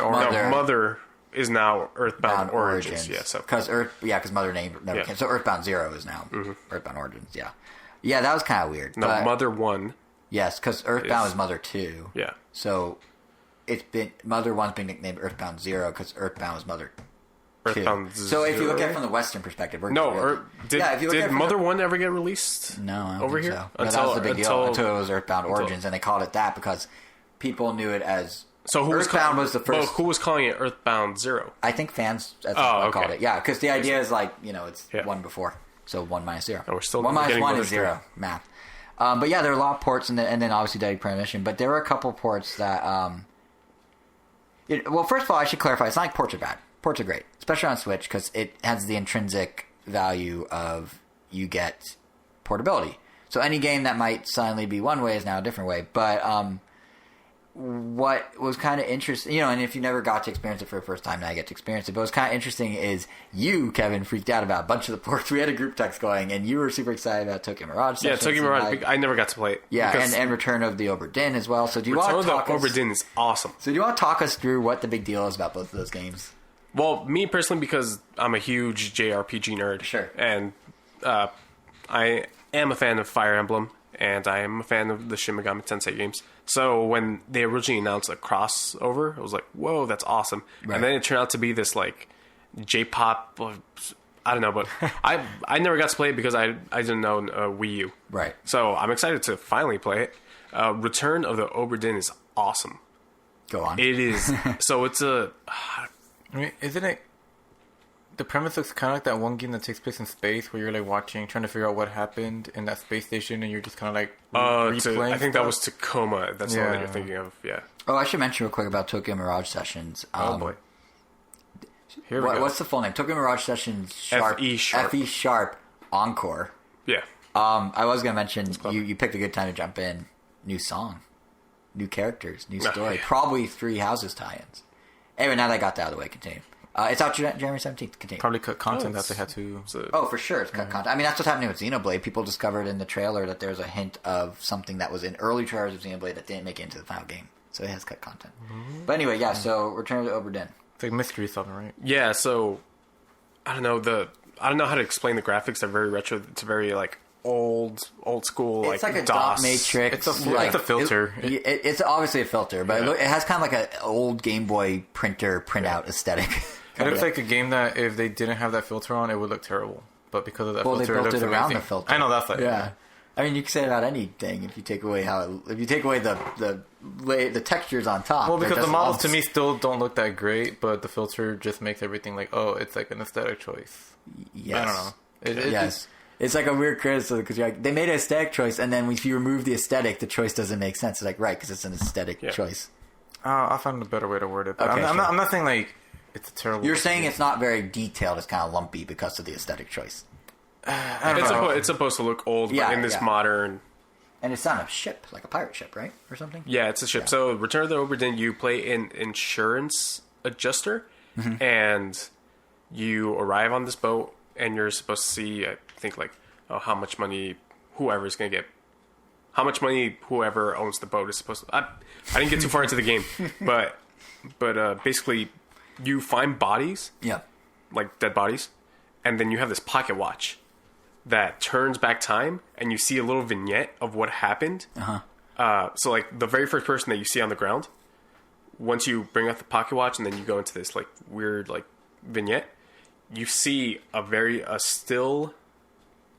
I guess not a still image, because you could walk around. You're in the same environment, but you see him getting shot by somebody. Oh, okay. So what you have to do is you have a book and you say, okay, this guy was the captain. So you'll put Captain so-and-so was killed by a bullet from a gun. So you're kind of doing like little clue things. Yeah. Like literally the board game. And there's, I think, like 100 crew members, and you have to figure out how... You have to figure out their names, who killed them. Oh, interesting. How they died. Yeah. And what killed them. So basically, someone's like, well, if we made the video game version of Clue, but it's not just a video game version of Clue, it's like, what would be the video game equivalent of Clue? Yeah. And, I mean, there are technically ways that you can cheat in that game, but what's the fun of that? There's no fun there. Yeah. But, No, and it's the same guy that made Papers, Please. Okay. Which I still don't think that we've gotten a Switch port of that, not. right? We have not. I wouldn't be surprised if that's not far off, though. Yeah, I mean, especially if this does well. And this Nintendo also, gave it a lot of attention. And this also still hasn't come out on other consoles. Yeah, I think they announced it. So they announced it for Switch, and I think the same day they're like, "Oh, also the others." Oh, okay. But I feel like Switch. I feel like does it do anything that uses like mouse? I must use mouse keyboard. Like I imagine. Does it do sort of pointer stuff? Because Switch touchscreen would be great for that if it did. Is there any like point and click element to it? Yeah, kind of, but that's not a big deal. Sure. It can easily be played with a controller. Gotcha. But I'm definitely picking this up, and I love the look of it, and definitely finishing it. I figured out a better way to describe how it looks. It's like if you took a dot matrix and made it 3D. Yeah. Yeah. Yeah, but Did you figure out a better way to describe what you didn't like about it? It doesn't sound very nice, but I think I know what you're gonna say. So let's see if I'm right. Is your concern? it's not a concern. It's just my opinion of how it looks. Okay, go ahead. Go ahead. Well, I thought you were going to say your thing. You want me to guess? Sure. Okay. I think what you're going to say is you think that they had either a low budget or not necessary skills to do more elaborate polygons. So they did the polygons they did, and then they overlaid that filter as a way to kind of mask it. Well, it's one dude. It's one dude. No, I know. Am I right? I'm not saying like... Am I right? Is that what you're going to say? No, yeah. It just sounds like a way to mask, like... I mean, honestly, it's budget, smart. Yeah.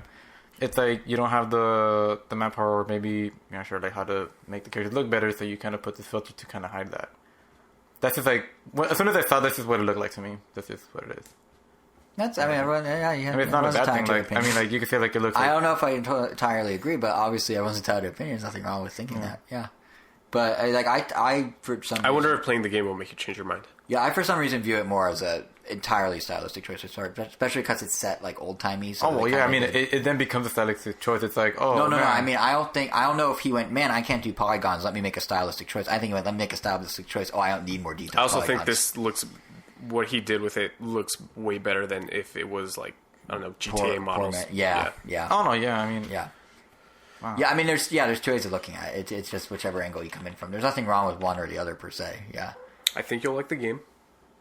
So, I'll bring it over. You can mess around with it. We'll gift him a copy. I don't know why necessarily, just because we're friends, and then you can. I don't take the gift, but you're like, I don't know why you're giving me, but I'll take it. I mean, I don't have an issue with the way it looks. Yeah, no, I know. You're just saying what it reminded you of, or what it made you think of, which is fine. There's nothing wrong with having that opinion. It's just like, whenever I see indie games, for some reason, that's like the first thing that comes to me. It's a slightly jaded view, but I get it because you do animation, so you know this. Well, yeah, because I've also like made a game, so like we work around our limitations. It's like, oh, we don't know how to do this, so let's just do this. Yeah, so you have a more cynical take on it because you've been there. Yeah. That makes sense. Yeah, it totally makes sense. Cool. Yeah. Anyway, let's move on. So, we already. I was gonna say there's also a couple new games. We already talked about Deadly Premonition 2. The WEIRO_O. He's signing off. You can find me on Twitter. I'll see you guys later. No, but I'm out of here. Yeah, no. I did want to bring up, along with Deadly Premonition, which we already covered, another new game, Little Town Hero. I feel like it's one of two new games in the presentation. Like everything else was ports or things we already knew about, but this was, and we kind of knew about Little Town Hero. I mean, well, actually, I should be fair. Farming Simulator 2020 was also showcased, and that was a new game. I was shocked it was showcased in a U.S. presentation. I didn't know Farming Simulator had any traction here. Like, I knew it did in Europe, and it makes sense in Europe. Traction and tractors, yeah. And I knew it had attention over there, but I was surprised to see it here. But anyway, what I'm really saying is Little Town Hero. We saw it in, February, briefly in a Direct, and it was like, oh, it's this weird little RPG that Game Freak's making with Nintendo. Now we actually know the game mechanics and how they work, and it's kind of an interesting concept. First of all, it's actually not by Nintendo at all. It's a Game Freak self-published release. But basically what Little Town Hero is it's an RPG without the need to grind for stat boosting at all. And what that translates to is instead of outdoing an opponent based on whose level is higher or who has the better stats, it's based on the actions you choose to take and seemingly calculating the risk-reward of every action you take. So it's almost like even so much so that the monster you're fighting in all the one-on-one battles will tell you before you make your move what their move is. So the way I kind of see it is it's almost more like Advance Wars than it is like Pokemon. It just has RPG window dressing on top of it. And it's kind of funny because the director of the game actually cut his teeth on the Pokemon battle system. So it's kind of a weird pivot for him. But like in Advance Wars, like, you know what the plan of the opponent is based on what type of unit they put out into the field, right? Like if you see in Advance Wars they put out a helicopter, you have a rough idea of one of a couple of different ways it could go, and you know how to accommodate for that. With this, if you know what the monster's going to do in a one-on-one battle ahead of time, you can make the calculated response of how you're going to account for those different options of what you need to do and what the payoff is. And it's kind of an interesting premise because it's really not an RPG, even though it is an RPG. It's more of a straight-up strategy game. And it kind of goes beyond just the basic concept of picking attacks, because from what I was reading, you can move all over the game's main town as you battle, which means you can try and use different terrains to your advantage based on what the monster wants to do. And you can also recruit townsfolk too, which presumably introduces new variables and moves into the mix as well. So you have like this ever-growing list of possibilities of how you can tackle different attacks. But none of them involve levels, none of them involve stats, really. It's more just like, how creatively can you get around what they're doing? And it seems to be a kind of smaller scale project than what Nintendo first indicated. It's download only. You never actually leave the town. And from the footage and press materials that I've seen, it seems like you're basically just juggling between battles and townfolk dialogue as you try and figure out why this monster is invading, which is fine, but it's just not... Nintendo, it's not going to be this big first-party thing from Game Freak. It's more of a little small-scale thing. It's going to be $25. It comes out October 17th.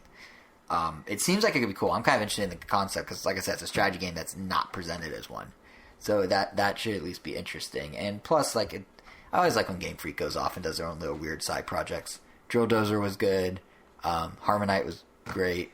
So did they do Timbo the They did, and I've heard good things about that. And actually, I'll flip my good and great. Drill Dozer was great. Harmonite was good. That's the more accurate way of saying that. But yeah, so I'm intrigued at least. It's an interesting concept to me.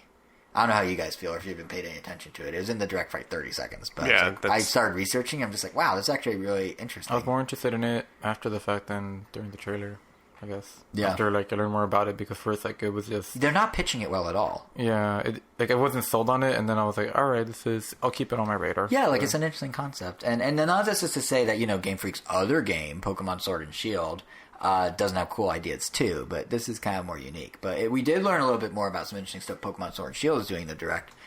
They showed off things like trainer customization, which is okay, cool. But more notably... A lot of people really did want that, though. I know, but it is cool, but it's just kind of like, okay, they did it. There's nothing really to say except there it is. But the one I thought was kind of interesting was the Pokemon Camp feature that they added. It's basically the Pokemon and Me mode turned social.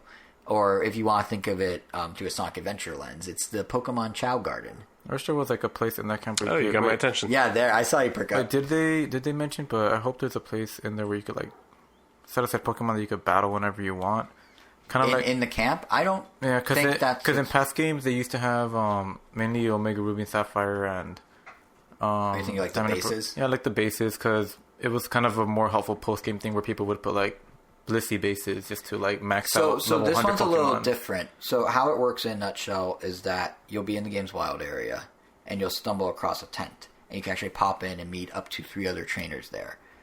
Or, you can set up your own tent. And then once you're inside, it lets you do what Pokemon Me did. At least that's what they're pitching it as. So, that's interacting with Pokemon directly, that's giving them toys, that's serving them food for stat boosting, which we have now learned is in a very Breath of the Wild style situation, a mini game where you cook curry. Yeah, make curry. Gotta cook them all. Have a curry dex, fill out the curry. The curry gives stat boost to the Pokemon, I believe. The difference here, though, is you're interacting... That's where that memory went. What memory? For the lack of Pokemon fitting in all the different... Oh, yeah. Oh, the memory in the game. Yeah, the National Dex was replaced with the Curry Dex. But, and the real difference here, though, is that you're doing all this with your own Pokemon and other people's Pokemon. And to your question of, well, how's it, what's it mean in terms of storing? It seems like the way I'm interpreting it is real time.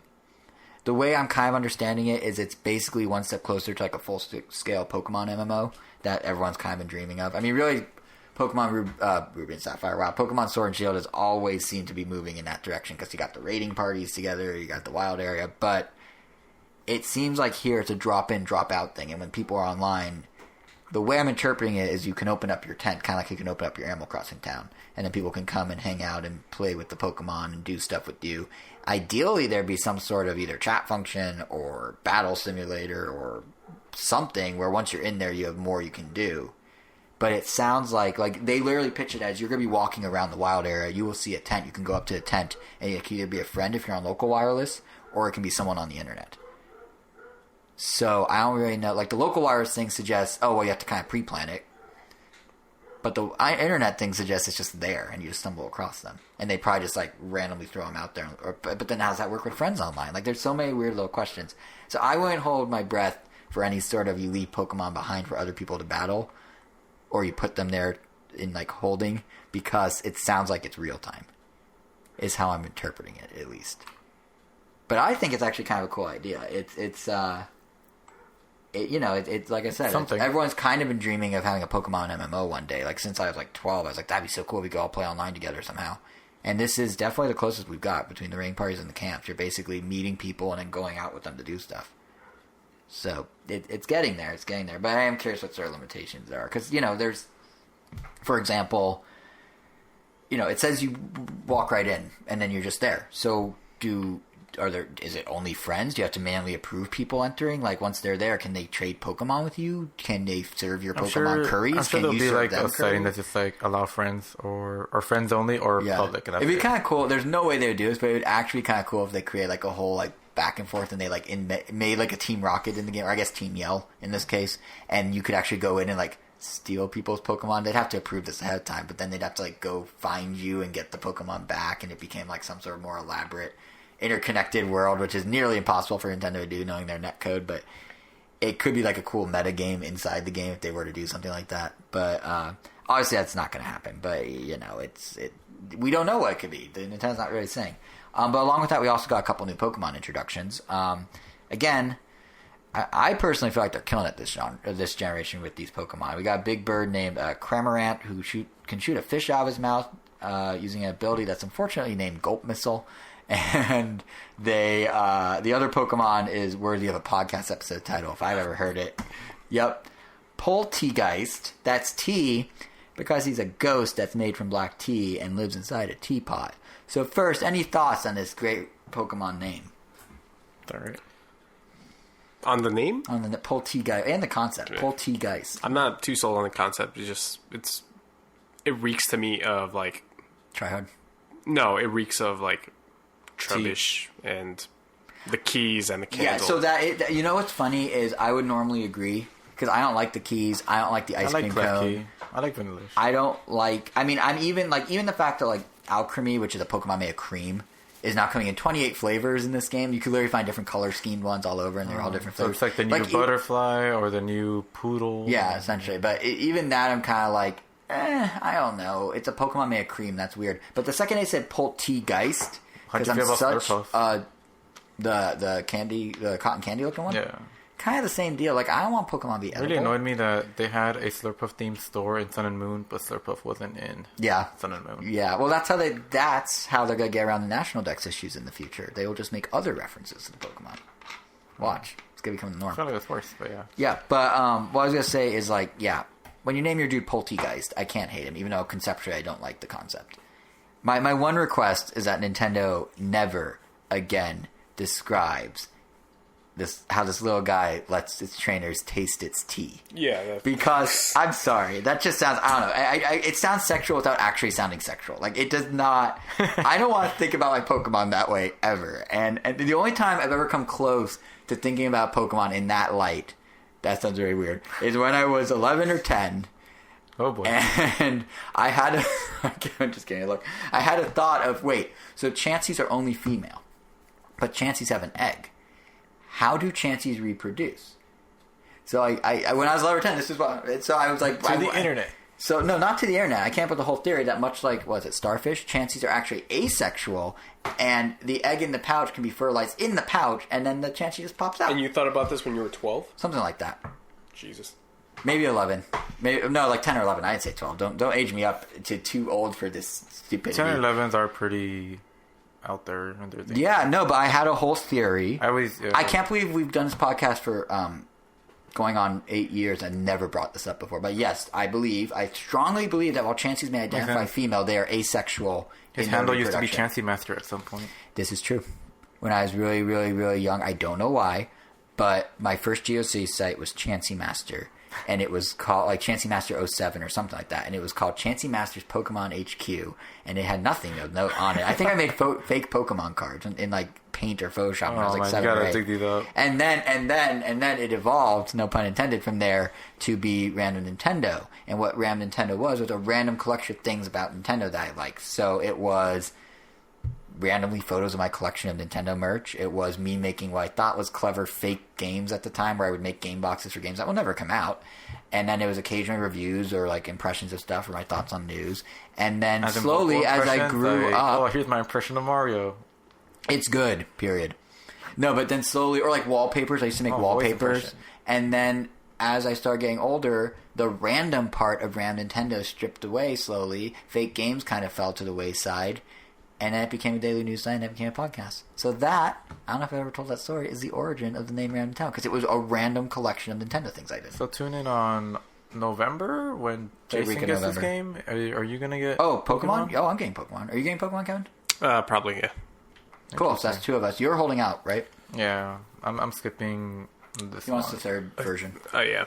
I'm probably going to get Shield. I'm getting Shield. I don't know what Every time I've done this first one, like... I've always been on the first version cycle, and every time the 3rd version comes out, like for Sun and Moon, I got the Omega Ruby, but I barely played it because I got kind of burned out at that point. Sure, yeah. I always get like super FOMO. It's like the first version always does kind of feel like a trial run of it. Like Sun and Moon kind of felt like that way to me. Like there were a lot of like buildings that were like, oh, there was a lot of empty space that, of course, got filled up in Ultra Sun and Ultra Moon. There were these characters that were like, I'm just wandering around. Oh, I'm gonna be a kahuna one day. And then in Ultra Sun Ultra Moon, like, oh, they're full-fledged kahunas. They actually have like full-on things. Like I always feel like cheated. The way I look at it is go ahead. And because I play like Pokemon so much, like by the time that other version comes out, there's already something else where I'm like, oh, like I want to play it, but I need to move on to another game. So the way I've always looked at it, by which I mean in the last 2 minutes when it occurred to me, is... I just want to change to the cycle that's more interesting. The Pokemon games are the iPhone TikTok cycle. Some people prefer to be the tick, where you get the fancy new... Well, the old iPhone TikTok cycle. They broke the cycle with the 11. But it used to be, the tick year was the iPhone 6, or the iPhone 5, or the iPhone 7, and the talk year was the S's. So the tick year was the complete new overhaul, and the talk year was the refinement of that concept.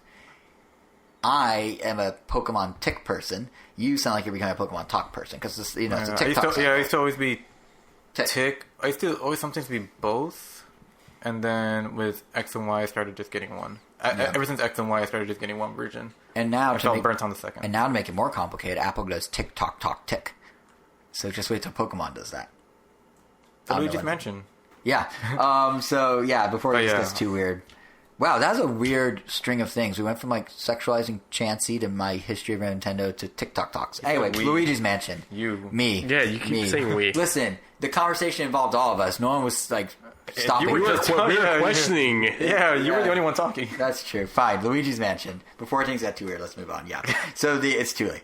So the approach that Nintendo took with Pokemon was kind of the approach for the last bucket of direct news, which is basically all their first-party games in the Direct, they're like, here's 1 or 2 little tidbits. Enjoy. So with Luigi, what we learned, and it's not a whole lot, but there's themed floors in the hotel. That's cool. It's a dance floor. Whatever. But more importantly, Luigi's Mansion has a party mode now. Because this is the Switch, after all. The party machine designed for casual multiplayer fun. Which I'm now realizing sounds a little more like a marketing slogan than I thought it would when I wrote that down. But anyway, they're introducing something called Scream Party.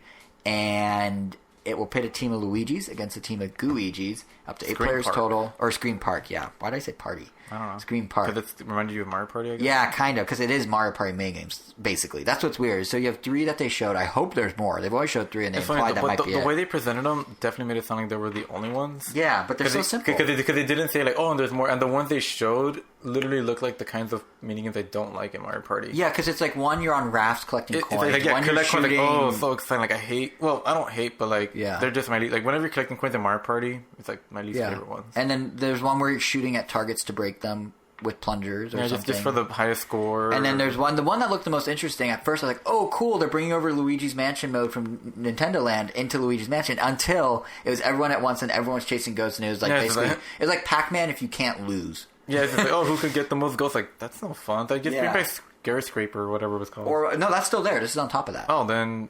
But yeah, this is why supposedly bother? a third mode, so I'm like, if they're gonna do it, why don't they port over? It kind of feels like we can, so might as well. So like it's there. I mean, I'm not gonna complain. I mean, all it made me want Just, was, to be honest, like it just got me down this train of thought. Just give us Nintendo Land 2.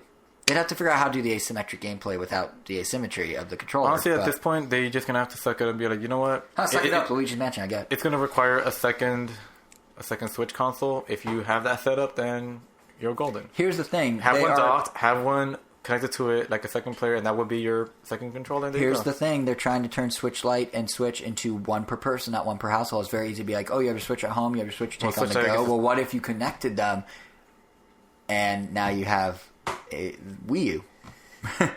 I guess it has to wait. I mean, they've tried that before. This is not a new concept for Nintendo. Connectivity was a huge talking point for them in the GameCube, Game Boy Advance era, where they spent the entire E3 being like, oh, connectivity is the future. Have your GameCube, plug your Game Boy Advance to it, Pac-Man VS, Four Swords Adventures, Final Fantasy Crystal Chronicles. They were big games, big attention grabbers for Nintendo, or they're trying to make them that. It didn't exactly take off, but they've never given up on the idea. The Wii U was that, but internalized into one device. They could very easily, if the data suggests that people own enough Switches, make a game tailored to that. Yeah, I think that's a very real possibility. But we'll see. In the meantime, we can collect some coins in Luigi's Mansion. Team Luigi all the way. Luigi? Yeah, Luigi all the way. Totally, 100%. But yeah, that's really pretty much it for the Direct. I mean, we didn't really mention Animal Crossing New Horizons, but honestly, like, there's not a lot to say about it. Like, the game actually got one of the broadest, longest segments, and it covered all sorts of ground, like 8-player online and 4 players on a single console for the first time. You don't have to have one device per person to all visit one town together. But I think my only real takeaway from it was just, wow, this game is really inspired by Pocket Camp in more ways than you'd expect. The crafting, the idea of decorating outside, even the menu system, like, all look in many ways like they're pulled from Pocket Camp more than past Animal Crossings, which isn't a bad thing. It's just kind of funny to see, oh, this is the spin-off mobile game. It doesn't really have any influence, becoming almost one of the most influential parts of the new mainline game. I don't know if you guys had any thoughts about Animal Crossing, but that just caught my eye, and I was like, huh. Only thing it made me realize was like, wow, this trailer is making the game feel so boring. It did seem very dull. Like everything about it just looked dull. Like, and honestly, like, I love Animal Crossing games, but it also made me realize that it's one of the few games, like very few, where like I legitimately want to go in like not knowing anything, because I love just talking to the video and just figuring out like, oh, what's this? Oh, this is this kind of store. This is that kind of store. Oh, like.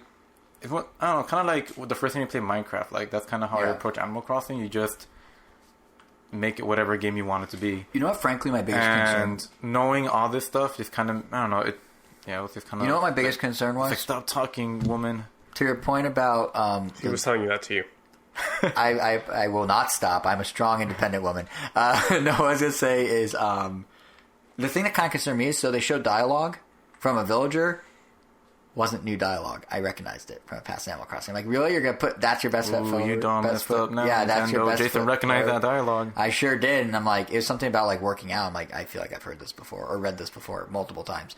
So, I'm being optimistic. I'm holding out hope. I think they purposely showed it pretty mundane because they were trying to show off the new features. So they're like, when you first get here, here's how crafting will work. Here's how this will work. I imagine as the island grows and more people move in, it'll get more dynamic.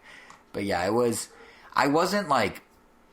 I'm still going to buy the thing. It didn't turn me off to the game entirely, but I was definitely like, oh, this is not a big leap.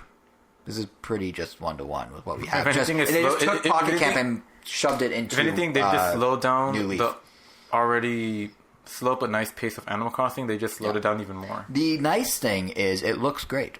The HD works really well. It looks very clean. I was watching a comparison video of the GameCube one to this one, and you don't notice because we've gone piecemeal over the years, but the jump is quite big. Well, I mean, we got to get a taste of it in like Amiibo Festival and the Plaza, and even Pocket Camp. Honestly, that's in HD.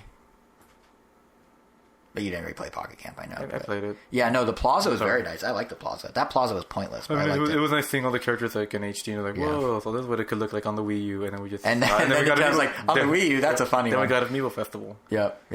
But anyway, that, unless there's anything else you guys want to bring up about the Direct, that's pretty much what Nintendo's been up to as a whole. That's all the news and everything. It was a solid Direct. Yeah, what was your overall assessment of it? It was good. I think it was good. It was a little port heavy, but it was boom, boom, boom. There's a lot of interesting, surprising games that you wouldn't expect. I was pretty happy with it. I thought C+. Mine would have been like a B plus A minus. Yeah, I'd probably give it a solid B plus. Yeah. I'm just kidding. It's an A minus. All right. Yeah, A minus. That sounds very thought out. Would you like to explain why it's an A minus in your mind? Donkey Kong. So it would have been So it would have been a straight A with Donkey Kong. Yeah. Interesting. It would have been A plus if they revealed that final character for Smash Brothers. It would have been a S rank if they just sent you everything that you care about at once and nothing you didn't care about. Yeah, I mean, if you in? cater to one person's specific taste, then Yes. it's So gonna be Rhythm Heaven. Like, and it'll probably lower it for someone else. Like they talked about Rhythm Heaven for way too It long. would have been That's what- transcendent if Persona 5 got announced for the Switch. So Yeah. Would you play it again? I am gonna play it again with that enhanced edition. Oh no! And you're gonna play. Of it on Switch? Oh, absolutely. And you're gonna play the spin-off Shuffle? Not Shuffle. Yeah, I think it. Yeah, I have to. Warriors. Wait, is that what it's called? It's Warriors, It's but it's basically called Warriors. Shuffle. Right? Shuffle, Scramble. Scramble. Shuffle would make more sense because music. There's such a big music component to the game. I understand why Scramble as well. But I mean, it's not integral to the gameplay. Yeah, true. Oh, I mean, I was thinking more Tokyo Mirage, which is integral. Yeah. I've been talking about a lot of games, but But anyway, while we're talking about games that we are gonna play, we could talk about games. I guess I want to introduce a segment. Oh, go ahead. Sorry, I didn't No. hear you. I didn't even hear you going. I would. Yeah. You Restart. Yeah. No. It's Rewind. Okay. No, the moment has passed. I'll do it next time. So instead of talking about games we could be playing about. Wow, you broke me. Instead of talking about games we could have been playing, let's talk about games we are already playing. There. Back to you, Jason. Oh, right. Hi. Yeah, you played Smash. That was yours. Okay, so I guess, I'll kick off. For me, it's quite possibly been one of the most stylish, coolest games I played in a very long time. And he actually beat it, guys. And I did not. Oh. No, but that's what impressions and not reviews. But the game I'm talking about is is Astral Chain. Yeah, it's been like years. I know why. I know. But so Astral Chain. And don't get me wrong when I was saying it's cool, like the cool factor and stylishness, that's what Platinum Games does. But at least of their original IPs that they've done on Nintendo platforms, each one is like kind of their own different feel. So Bayonetta was like kind of like light gothic theme. Wonderful 101 was comic booky in like a beautiful Joe Sor way, and now we've got Astral Chain as sort of this neon, cyberpunkish, futuristic, weirdly always soggy and wet Blade Runner world, and that is without a doubt totally my aesthetic. Like I am into this soggy and wet neon soaked Blade Runner worlds. So right off the bat, I was already kind of in love with the game. I mean, literally the opening sequence, you're riding a motorcycle into a tunnel, there's like the music playing, it's always been there, camera angles, there's neon, and da-da-da-da. It's great. I was just like, I am sold. But what I'm happy to report is that the game itself is really good too, beyond just the aesthetic. It's in many ways exactly what you'd expect from a Platinum Games game. It's like a very over-the-top action game. It has big set pieces, it has a fun, if not slightly ham-fisted story. It's really fluid controls. What's nice here, though, is I found that Platinum Games sort of opened up their typical structure to be a little more welcoming than usual. One thing many of the games have is really elaborate actions to perform cool moves. So in Bayonetta, there's a lot of button combos you have to go through. In Wonderful 101, it's a lot of crazy shapes you're drawing on the gamepad, and that's kind of been their thing. Here, it feels a little less intense to learn because of the whole Legion system they introduced. But you can still pull off impressive moves, and you still feel pretty badass doing it. It's just they sort of made it... It's different in a way that makes it almost feel like a little less effort's involved, but you still do... It's still really cool. So like the basic concept is that you're tethered to this alien from another dimension, the astral plane, called a Legion, and it's this like kind of think of it as like as far as how you play, it's like an autonomous AI controlled partner that you're fighting alongside with. So you got all your punches and kicks, and you can do a pretty slick dodge too that looks really dynamic and cool. Mm-hmm. But then there's also the Legion, who you can essentially sick on opponents by moving him towards them with the right stick, or and he'll start attacking them at that point all on his own. Or you can navigate the Legion around in certain ways with the stick to essentially turn the chain between you and him into a weapon of its own. So you can do things like do a clothesline, so an enemy runs into it and then they get shot backwards from it. It kind of works as counter and damages them. Or you can wrap the chain around enemies and sort of pin them in place and then just go to town and hit them with a flurry of blows and that sort of thing. And the thing about the Legion is there's actually 5 different ones. So up front, they each have different attacks and they each do different things, but eventually you can actually swap them in mid-battle and then do all sorts of crazy combos. So it's it's the same depth you see in other combat systems by Platinum, but I think what's so great about battle systems is that at the end of the day, it's incredibly simple. You're punching, you're kicking, your Legion is there on your stick doing whatever.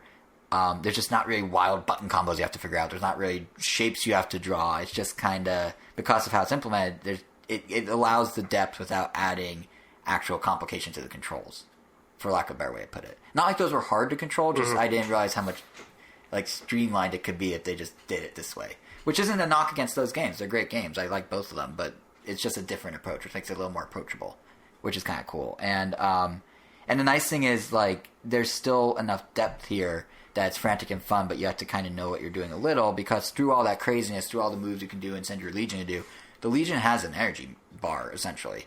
So you need to keep an eye on how long your Legion's out and fighting and sort of retract it at times, or, depending on if you land certain things, I think it keeps the bar going for you and kind of extends it. So you just have to kind of juggle those things. So again, it's very easy to jump into because you have like an actual physical bar that sort of tells you what's going on for your Legion, and then you can do your own thing, kind of just monitor it. So it's cool in that regard.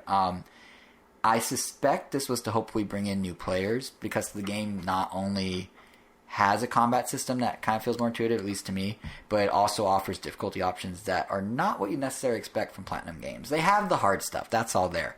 But there's a casual mode where you don't receive a grade at the end of every level, you just kind of play through. And then surprisingly, there is a mode where you can ditch the gameplay entirely, and it will handle combat automatically, and you're just in it for the story. And it literally is like, oh, you just want to follow the story. So you'll walk around and stuff, but it will do all the combat, which is very un-Platinum to provide those opportunities. So I suspect some of the combat, there's someone at Platinum or Nintendo is like, what could we do to make a more accessible version of your games? What if someone doesn't have two arms and wants to experience the story? Exactly. I'm not saying it's a negative. I'm saying it's a positive. Yeah. And if you, and no matter what option you choose of difficulty, like even if you're just walking around, you still get to toy with the Legion, because the Legions play a role outside of battles too, which is what's kind of cool. As you go around the city, basically you're trying to stop this interdimensional threat of aliens, and you'll actually need to leverage your Legion's abilities, the 5 different Legions that have 5 different skills, to overcome obstacles, to even do little things like just move around to collect energy fragments, or have them sort of like sniff out trails of enemy aliens. Those are only visible if you flip on something they call the Iris system, which basically is a augmented reality view of the level you're in that shows you hints of the interdimensional beings and lets you find clues, because there's a whole Phoenix Wright thing going on in here too, which is actually kind of fun.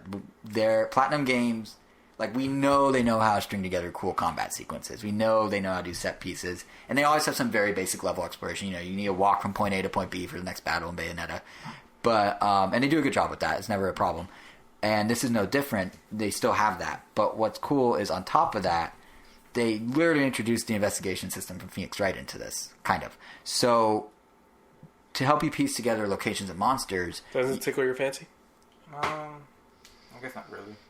Interesting. But to help you, what I was going to say is to help you piece together, like, where a monster is and how you get to them in the level. Granted, it's linear, so you're not really solving anything. It's just part of the gameplay. But you need to find clues. And you use that with the AR, and you use that with your Legion and everything. Phoenix was in there then, yeah. And then, and tell me this doesn't sound like Phoenix. So you find the clues, and then you go and basically do what amounts to the Phoenix Wright trial scenes, where you're going to be asked questions and you need to present the clues as answers to those questions. There's a bit of a redundancy there, because if you found the clue, you already kind of know, because it doesn't seem like it's quite the same way it is with Phoenix, where you're sort of like making assumptions. It seems like it's a little more one-to-one, at least from what I've experienced so far. But it is kind of a cool way to, you know, flesh out the world a little and give you something to do in between battles, just to break up the constant combat. And it's all written in kind of like campy anime sort of way, so it works. Not that all animes can't be, but it has like kind of the cliches of anime and the cliches of campiness, and it makes it fun. Like, really everything about the game is actually very anime. I mean, there's literally a 3-minute intro song towards the start of the game that feels like ripped straight out of any number of shows. And because of that, it means, you know, most animes aren't always super serious, and this is not super serious all the time either. It has fun. There's like cats everywhere. There's a police mascot costume that becomes a running joke throughout the game. It's good stuff. So it's like so good as a whole that I, so far, can't really think of any major cons with Astral Chain. It's just really fun. It's really, really slick. It's a super satisfying combat system that I like, probably because it has fewer combos. I guess the one complaint is like, if you're not toy about the aesthetic like I am, the environments do get a little samey. Like, it definitely, there's plenty of times I'm like, another wet slab of concrete that's neon lit. I mean, that's great for me. I can look at that all day, but I'm sure it's also my jam, so. Yeah, I'm sure someone's going to be like, I would like a piece of grass. How far are you into the game, though? Because, I mean... I'm like, well, I mean, I don't remember how many total chapters there are, but I mean, I'm if probably somewhere between like, I mean, yeah, true, it could change because I'm probably somewhere between a third and halfway, so it could change, but So far, it seems like, because I've been to the astral plane. I've been in my world, and all the missions take place in the city for the most part. So far, it could change. You're right, and either way, though, I'm all about it. I'm really happy with it, and I'm happy to report. And it seems like a lot of other people are happy about it, are into it too, which is cool because normally we don't do any sort of sales here, but real fast. I saw the MPD numbers come out Thursday. No. It's happening. No, and promised. I did not promise a thing. I actually warned you guys this was going to happen. And so here's what's cool. Astral Chain actually cracked the overall top 10 in August. Nice. That's cool. At number 10. But still, it did it. Oh, okay. And it was the only new release in August to actually chart. And granted, this was the weakest August of video game sales in 20 years. Trill. What was this, 3 years ago? Doesn't that mean cool? Yeah, like 3 years ago. Anyway. But yeah, so it's not like the game was up against stiff competition, my point. But like, in the Nintendo bubble, like, Fire Emblem was number 4. That's 2 months in, just about past lifetime sales of Awakening here in the States. Smash, Mario Maker 2, and Mario Kart were number 5, 6, 7, respectively. But like, Astral Chain wasn't that far behind. Like, that's pretty good for Astral Chain. Like, it made the chart. And not only that, but there was also Astral Chain being number 1 on the UK sales chart. The first time Platinum Games had ever done that. And in Japan, Astral Chain's having shortages. So it's actually really cool to see it do well because, like, it's a lot of fun. I'm really liking it. So Platinum games are usually like quality. Yeah, games, yeah, so. it's really well done. And now I'm done now. Was this game directed by Kamiya? I don't think so. I don't remember. I could look it up. It said it at the beginning, but I was too busy driving around on my motorcycle feeling all badass. Let me check. But yeah, that's pretty much all I had for Astral Chain. Astral Chain director. I want to say it wasn't. Motorcycle? What did you say? Yeah, motorcycle. Yeah, At the start. Yeah, at the very start. At the very start of the game, the opening sequence. Oh, I thought you were driving around on a motorcycle. no. When? No, me? God, no. Astral Chain was directed by Takahisa Tara, known for his work as the game designer on Nier Automata.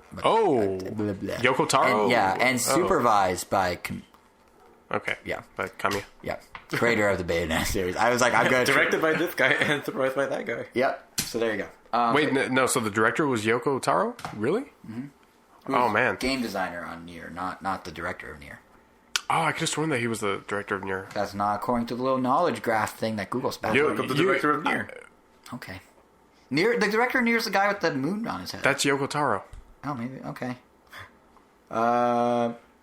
What do I know? Apparently nothing. Let's see. Nier. This is, again, riveting podcasting. Everyone's just waiting for me to... Well, while he's talking about that, or while he's looking at that... Yoko Taro. Is that what I said a second ago? Yeah. That's not what I said a second ago. That's shorthand for... That's what... All right, so Same it's, like so it's the dude from Nier. It's the dude from Nier. Okay, that's cool. Oh, I would have thought that he'd be working on a follow-up to Nier, but... So would every fan of Nier. Yeah. No, this is a really fun game. It's really good. So yeah, I definitely recommend checking it out. Yeah. You were playing Smash basically, so you already... No. Oh, you do have a game to report? You told me you did. I don't. So you just pointing haven't... at me. So you haven't been playing Stop. games. Okay, Kevin, what have you been playing? Oh, I know the answer because I spilled it at the top. How's Final Fantasy VIII Remastered? It is going along pretty good. I'm only a couple hours in. Man, this game, I don't know. Last time I played this game, I think I was like 12 years old. Played it on my PS2. Man, this game's systems, I don't know how I managed to play that game so young. Is that complicated? So its mechanics are really weird. Like, there's a... Whatever. But anyways, basically what they just did for this is they made new models for the main characters. So they made new models but the backgrounds are pretty much all the same. They have the same textures. Interesting. Yeah, I think So that's the same thing. So they reverse Paper Mario it, kind of? So they... Like, the characters are higher res in the backgrounds, while in Paper Mario, the characters are all 2D and the backgrounds are 3D. That's a weird analogy to make. Continue. Don't mind me. No, but yeah. So, someone out there's like, I get it, Jason, and I appreciate you. Continue. I mean, yeah, the textures don't look great, but the models look pretty good. And it's one of those cases where this is what I remember playing. Right. I thought the models looked like this all the time. Yeah. But then you go back and see those PS1 graphics, and it's like, whoa, this wasn't a... I mean, probably for the time it was a sharp looking game, but to be fair, that's the one thing 2D has over 3D and always will. Yeah, that's true. 2D ages well. 3D does not. Yeah. So, yeah, just a couple hours into that, and some of the quality of life changes that they've made are pretty good. I didn't play the Final Fantasy VII remaster. Mm-hmm. Important to note, this is not a remake. I think it's a remaster. Yeah. It's not like they're not. This isn't a Final Fantasy VII remake. I feel like if it was RE2, if it was, it would not cost more $20. RE2. Yeah, that too. But some of the quality of life improvements are cool. If you click in the left Joy-Con or the left stick, everything is sped up times 3. Ooh. Oh, yeah, that's really cool. If you click in the right stick, so R3. Yeah. If you're in a battle, it will completely heal you all the way, and so they're doing like ROM hacks built into the game, kind of. Yeah, that's kind of cool. That's how literally the NES and Super Nintendo games now work. Yeah, is you can like rewind any error you do. Yeah, and then if you click in both of them, you get no random encounters. Yeah, and it's all really interesting. It's all seamless too. That's really cool. I would think that is built that way. Yeah. Yeah. So I'm having a lot of fun with that. It's Final Fantasy VIII. I've played and beaten most of the mainline Final Fantasy games, with the exception of the MMOs. Right. Final Fantasy VIII was probably it definitely was my favorite one from the PS1 era. More than 7. More than 7, yeah. Is it 8 or 9 that's considered the weird one, like the ugly stepchild of the group? 8. Why is that? Because of the mechanics. Okay. So it's a very mechanics heavy game in terms of like leveling your character. Okay. Right at the beginning of the game, you are given summons. So you're summoning these these mystical beasts. Some really ethical lawyers who kind of just do right. Yeah. You're summoning like these classic mythical beasts. Like one of the mainstays for Final Fantasy is Ifrit, the big like fire dude. Oh yeah, horns. Yeah, I know what you're talking about. And you get him like within the first 10 minutes of the game. Oh, interesting. But you assign those to different characters, and then you don't assign, you junction them to different characters, and then whatever their stats are, you could use their stats to buff up your own stats. Are they called stats, or do they have some weird? No, it's called stats. Okay, yeah. Because I mean, like JRPGs get weird. Like I expect stats to be like I don't even know. For every new Tales game I play, I feel like I have to get like a new dictionary. Yeah, like I don't understand why they can't just call things by standard names. I'm glad it's stats. Are you still playing through all of them? Yeah, all the Tales. At least because the new Tales game looks awesome. We've already beat Grace. We're moving through Xillia right now. And you still have Xillia too, and then Berseria. We might wait on Xillia 2. We might just go straight to the first ones. Because, I mean, I'm not going to go back and play Symphonia 2. Why are they called junctions? Yeah. I don't know, man. Like, I mean, at that point, just call stats wigwams. Like, what difference does it make? Like, no, the stats are still stats. No, I know, but if they're calling assigning them. They're assigned as junctions. Yeah. Make up words for everything at that point. Go all in, Square. Yeah, and then you can also junction magic to raise up your stats, and so some magics will be better. Like one of the stats is obviously your health. Mm-hmm. You can junction like Blizzard onto your health, and maybe you'll get like a +2. But there are others that'll give you like +3, +10. Right. Okay. Yeah. So that's one of the reasons. This game doesn't have mana points, magic points, whatever you want to call it. Oh, interesting. Instead, it has this draw system, where you are basically going around the world. You'll see little spots where you draw magic. And so there'll be just like a weird like pink light that you go up to, and then you can draw magic, and it'll say like, you just drew 7 blizzards. So that means now in my stockpile I have 7 blizzards that I can cast. But you can also steal it from enemies. So you can on the menu you can hit draw, and then draw from whatever, an enemy soldier. Right. And then I can draw from a list of whatever he has in his stockpile. And then you can just steal it. But you can also see what you mean about the mechanics. But you can also, but not only can you steal it to stockpile it, you can just use it.